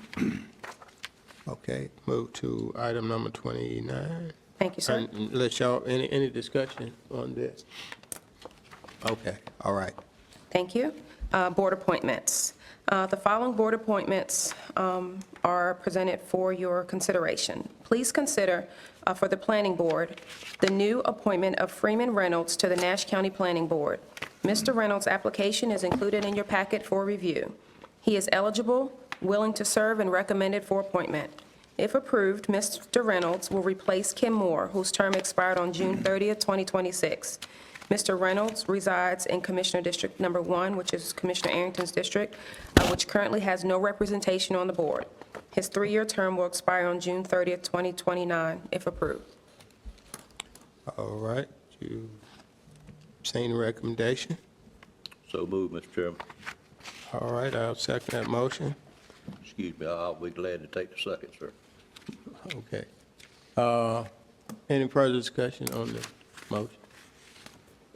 Seeing none, all in favor of the motion, let it be known by saying aye. Aye. All opposed, motion carried. Thank you. Thank you. Next is the ABC Board Chair position. The Nash County ABC Board met on Friday, July 31st, and voted to nominate Ms. Jacqueline Lewis to serve as chair, and they nominated Mr. William Bill Jones to serve as vice chair. Both nominees are willing to serve, eligible for appointment, and recommended by the ABC Board. And if approved by this Board of Commissioners, each will serve a 1-year term concluding on June 30th, 2027. All right, you heard the recommendations, there a motion? Move approval. Commissioner Bellfield? All right. I'll second the motion. All right. Any further discussion? All in favor of the motion? Aye. All in favor of the motion, let it be known by saying aye. Aye. All right, all opposed? All right, motion carried. Thank you. And finally, I have the Human Services Board. Please consider the appointment of Andrew Stocks to the Human Services Board as its engineer representative. The Human Services Board recommended his appointment at its June 18th meeting, and his application is included in your packet for review. If approved, Mr. Stocks will serve a 4-year term ending June 30th, 2020. All right, you heard the recommendation. Mr. Chairman, move for Motion. approval. Second. Motion by Commissioner Commissioner Outlaw, and second by Second. Commissioner Davis. All right, okay. Any further discussion on the nomination? Seeing none, all in favor, let it be known by saying aye. Aye. All opposed? All right. Thank you. I do want to say, sir, in addition, there's, with the Human Services Board, there are 3 discipline-specific positions for the Human Services Board. Qualified professionals and community members who are interested in serving and supporting the health and well-being of Nash County residents are encouraged to apply.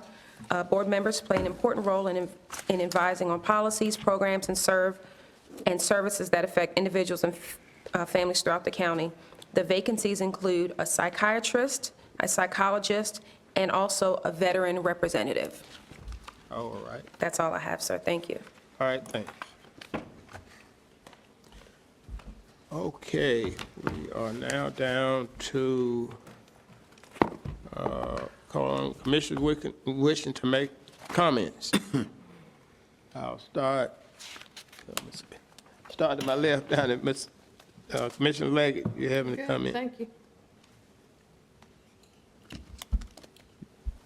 Good. No comments. All right, Commissioner Wilkins. Chairman Arrington and the board, I just have one thing from the National Association of Counties that you all really have in front of you, but I wanted to read the first 2 paragraphs. And it's in reference to the SNAP cost shift, delaying the shift in SNAP administrative and benefit costs. As part of the Major Reconciliation Bill, H.R. 1, Congress enacted significant changes to the financing structure of the Supplemental Nutrition Assistance Program we know as SNAP. Beginning in fiscal year 2027, the federal share of SNAP administrative costs will be reduced from 50% to 25%, increasing the required non-federal share from 50% to 75%. This is a substantial transfer of new administrative costs to states and local governments responsible for delivering the program in households and helping millions of low-income families across access nutritious food. In addition to the increased administrative costs, states with payment error rates above 6% will also be responsible for 5 to 15% of SNAP benefit costs. While states will ultimately determine how these costs are financed, counties are deeply concerned that both the administrative cost shift and benefit cost sharing requirements will place significant new pressure on local budgets. Together, these changes represent an unprecedented cost shift from the federal government to state and local governments at a time when many counties are already facing rising costs, workforce challenges, and an increasing demand for essential services. And it goes on to say in the end that counties are responsible for the entire share of non-federal match requirements for SNAP administration in 3 states, and North Carolina is one of them. And I just want to say, I hope this board, if it comes before us, before the new board is sworn in, the new members are sworn in, I hope this board and its members are as generous with providing for our low-income families and those in need and our seniors as they were with the land of $1,950,000 today for the college without trying to get that number, that amount reduced. I just hope you are generous and look after our citizens. Thank you. All right, thank you, Commissioner Wilkins. Commissioner Howell. Thank you, Mr. Chairman. Just want to take a moment to recognize that this week, beginning August the 3rd through August the 9th, is National Farmers Market Week. This is nationally observed week meant to celebrate the farmers, growers, and vendors who bring fresh local products directly to our community and recognize the vital role that farmers markets play in supporting local agriculture and local economics. Nash County is fortunate that we're home to 2 thriving farmers markets, the Nash County Farmers Market in Rocky Mount and the Nashville Farmers Market. So these markets give our residents direct access to fresh produce, meats, baked goods, and handmade products grown right here in our nearby areas by our farmers and small business owners. So, thank you, sir. All right. Okay. Well, I want to thank the commissioners for allowing me to attend the National Conference for County Commissioners this July in New Orleans. It was a very informative gathering. Mr. George Dunlap from Mecklenburg County, he was elected as the president for our national incoming, he's the national incoming president of the National Association of County Commissioners. And on our state level, Alan Thompson will be the president of the North Carolina Association. I attended a number of conferences. As you see, I left some handouts with you, and one of the general sessions that I attend, we had Master Sergeant Citric King, who's a double amputee and an endurance athlete. He gave a presentation, and he's from North Carolina. It was very informative, and as I left on each one of your desks that I attended the Data Center and Grid County Development Seminar, and we also had the North Carolina Association meeting and reception, which was attended very well. I also attended the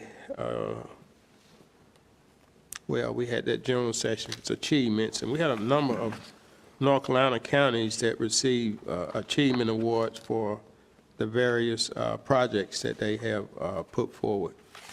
And I left on some of your desks a Jazz Fest, Main Street Arts and Cultural Arts seminar that really focused on tourism in your county and how to develop tourism dollars through arts and the performing arts. And I also went to the Mastering Robert's Rules of Order and trying to run effective meetings. We all do the best that we can with that. The closing session was a Mardi Gras type of closing session, which they had. There are 64 parishes in Louisiana, which means there are 64 counties, and they all bought their various food specialty items to the event. And they had a nice band, and everything went very well. So, again, I want to thank everyone for allowing me to attend, and I hope you can read some of the information that I brought back. Thanks. Yes. Yes, You sir. going to ask me a question? Go ahead. I was just going to say, it appears like your class in Robert's Rule of Order was very timely attended, sir. Commissioner Outlaw. No comments today, sir. All right, Commissioner Davis. I have none other than if you want to hear the housing report we got rather late yesterday. I don't know when Adam goes home, but it was pretty much a slow month on the commercial side. We only had $317,000 worth of work applied for. There were 27 new homes, which were scattered pretty much throughout the county. The highest price one was $834,000. There were 10 modular homes, and the highest price of those was $266,000, for a total of 37 new home applications or permits during the month of July. There were about 13 builders, and as I said, they were distributed pretty much throughout the county, with still a large concentration in the southern part of the county. Thank you, Mr. Chairman. All right, Commissioner Belfield, any comment? I don't have a report. The Tar River Transit is scheduled to meet this month. Yeah, you don't need to report on your committees, just, this is just for comments. If you got any general comment. comments to make. No, well, I don't have any comments at this time. Okay, all right. Thank you very much, everyone. I think now we move to the manager's report. Ms. Stacy Stagner. Thank you, ma'am. Thank you very much. All right. Commissioner Wilkins, thank you for sharing about SNAP. We are keeping our eye on that legislation, and Ms. DeVega sits on the Association for DSS Directors, so we're keeping up with that. Thank you. I believe I passed a handout from the conference on SNAP. Okay. Well, good afternoon. Good evening. So the first item is about our water supply. Nash County is returning to voluntary conservation Stage 2, August 1, due to the ongoing drought conditions. Residents are encouraged to follow voluntary watering schedules to help reduce peak water demand. Please visit the Nash County Public Utilities webpage for details and conservation efforts. For our senior center expansion project, you can see we've got windows and gutters installed on the exterior of the expansion. And then framing is going up on the interior. And late Friday, I was shared some more images where drywall and ductwork is being installed on the interior. And for Med Park, it continues to take shape. The service areas are coming together, and flooring and molding are being installed. We will have a ribbon cutting on the outdoor classroom I shared with you last month. It will be Monday, September the 21st, at 10 a.m. at the Ag Center in Nashville. Sharpsburg will host the next managers, administrators, mayors, and clerks meeting. The invitations have been sent, and we're looking forward to another great networking event with our county leaders.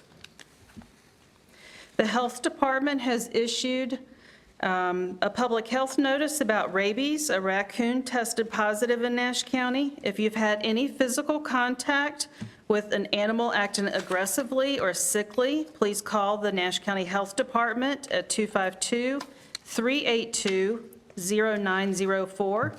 To report sightings of animals behaving unusually aggressive or sickly, call the Nash County Animal Services at 459-9855. And pet owners are encouraged to make sure that your pets are up to date on their rabies vaccinations. To reduce your risk, you should not feed or try to handle wild animals. Secure trash cans and remove food sources that attract wild animals. Keep pets on leashes and supervised while outside, and avoid and report sick or dead animals. Our Nash County Animal Services is pleased to announce beginning August the 3rd, today, we will have extended hours for adoption. The new hours will be Monday through Friday, 1 p.m. to 5 p.m., and the second and fourth Saturdays from 11 a.m. to 3 p.m. Our first Saturday opening will be August the 8th. Please stop in and see if we have the perfect companion for you and your family. Nash County has received a grant from the North Carolina Department of Agriculture and Consumer Services to develop a farmland protection plan. We're asking the public to complete 2 short surveys. Your feedback will help guide the future of agriculture and farmland preservation in Nash County. The Nash County Health Department is hosting 2 after-hours vaccine clinics.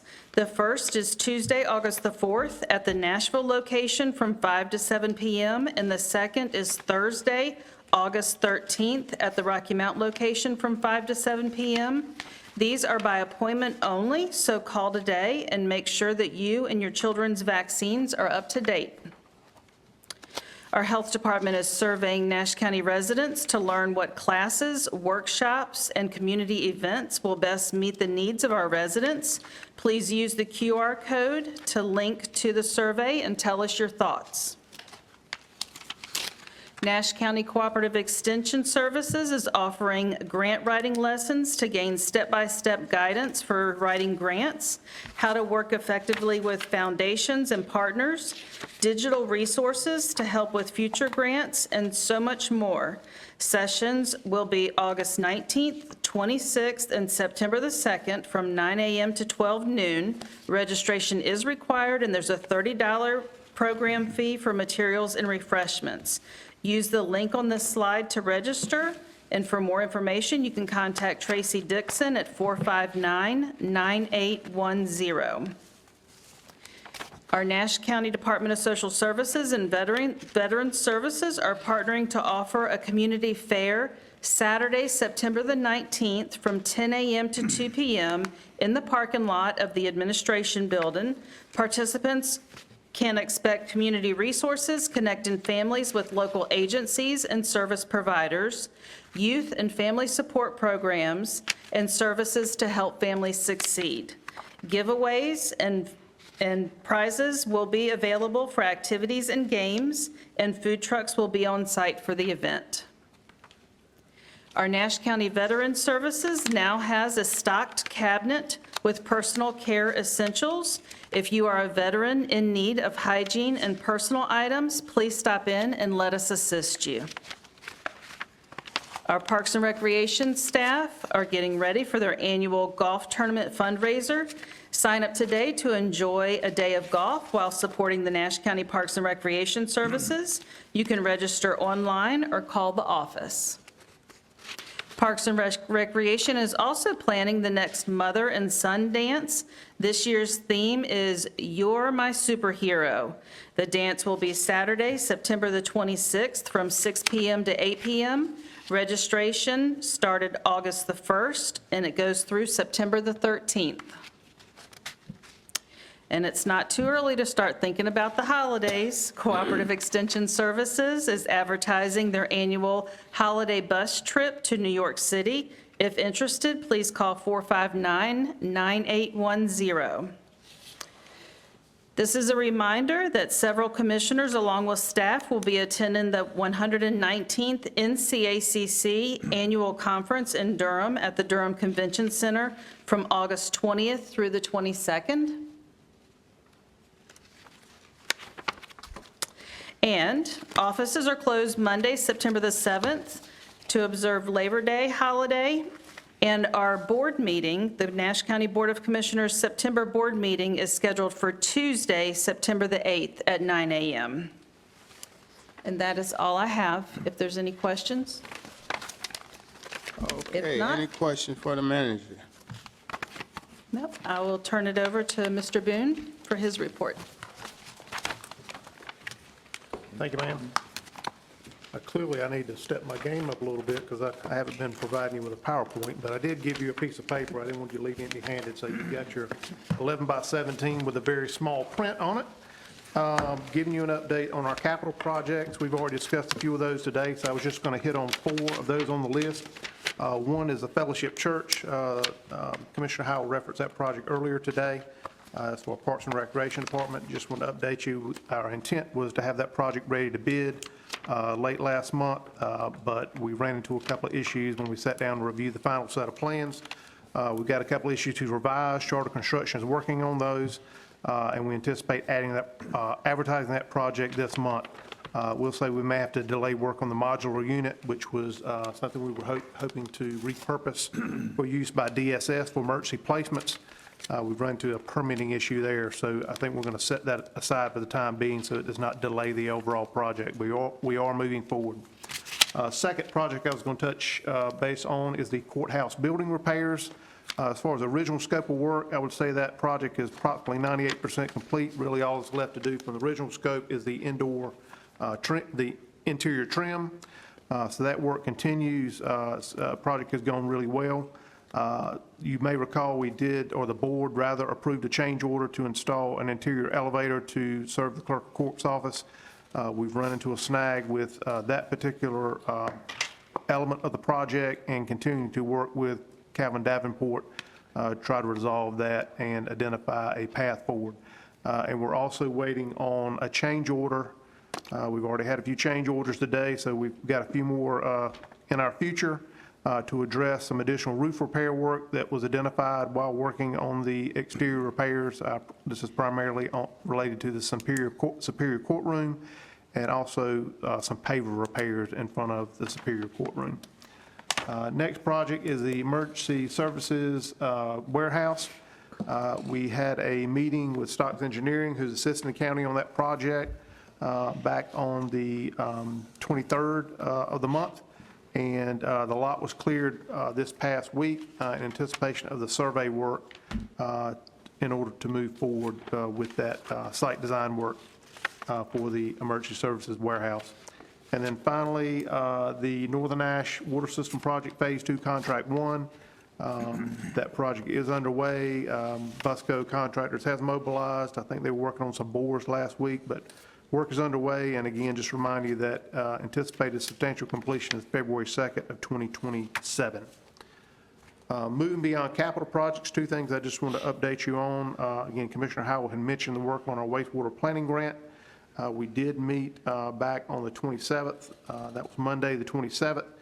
We discussed next steps on the project, required follow-up with the North Carolina Department of Environmental Quality, new technology, which Commissioner Howell alluded to, and we had a conference call on Friday with that particular company that may have some utility to us as we look at either a regional solution or possibly an interim solution for one or more of the members of the proposed authority.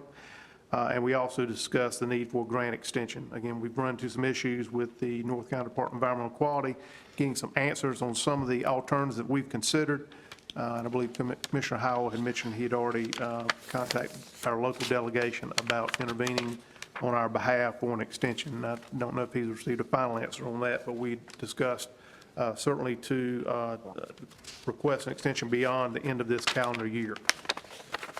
And then finally, the Fire Services Working Group met last week on Thursday, and just kind of preliminary meeting. We did spend some time talking about the $50,000 allocation that was approved in the FY27 budget for the volunteer fire departments, and we will be picking that up again. Our next meeting scheduled on the 25th of this month at 10 a.m. That's all I have. All right, thank you.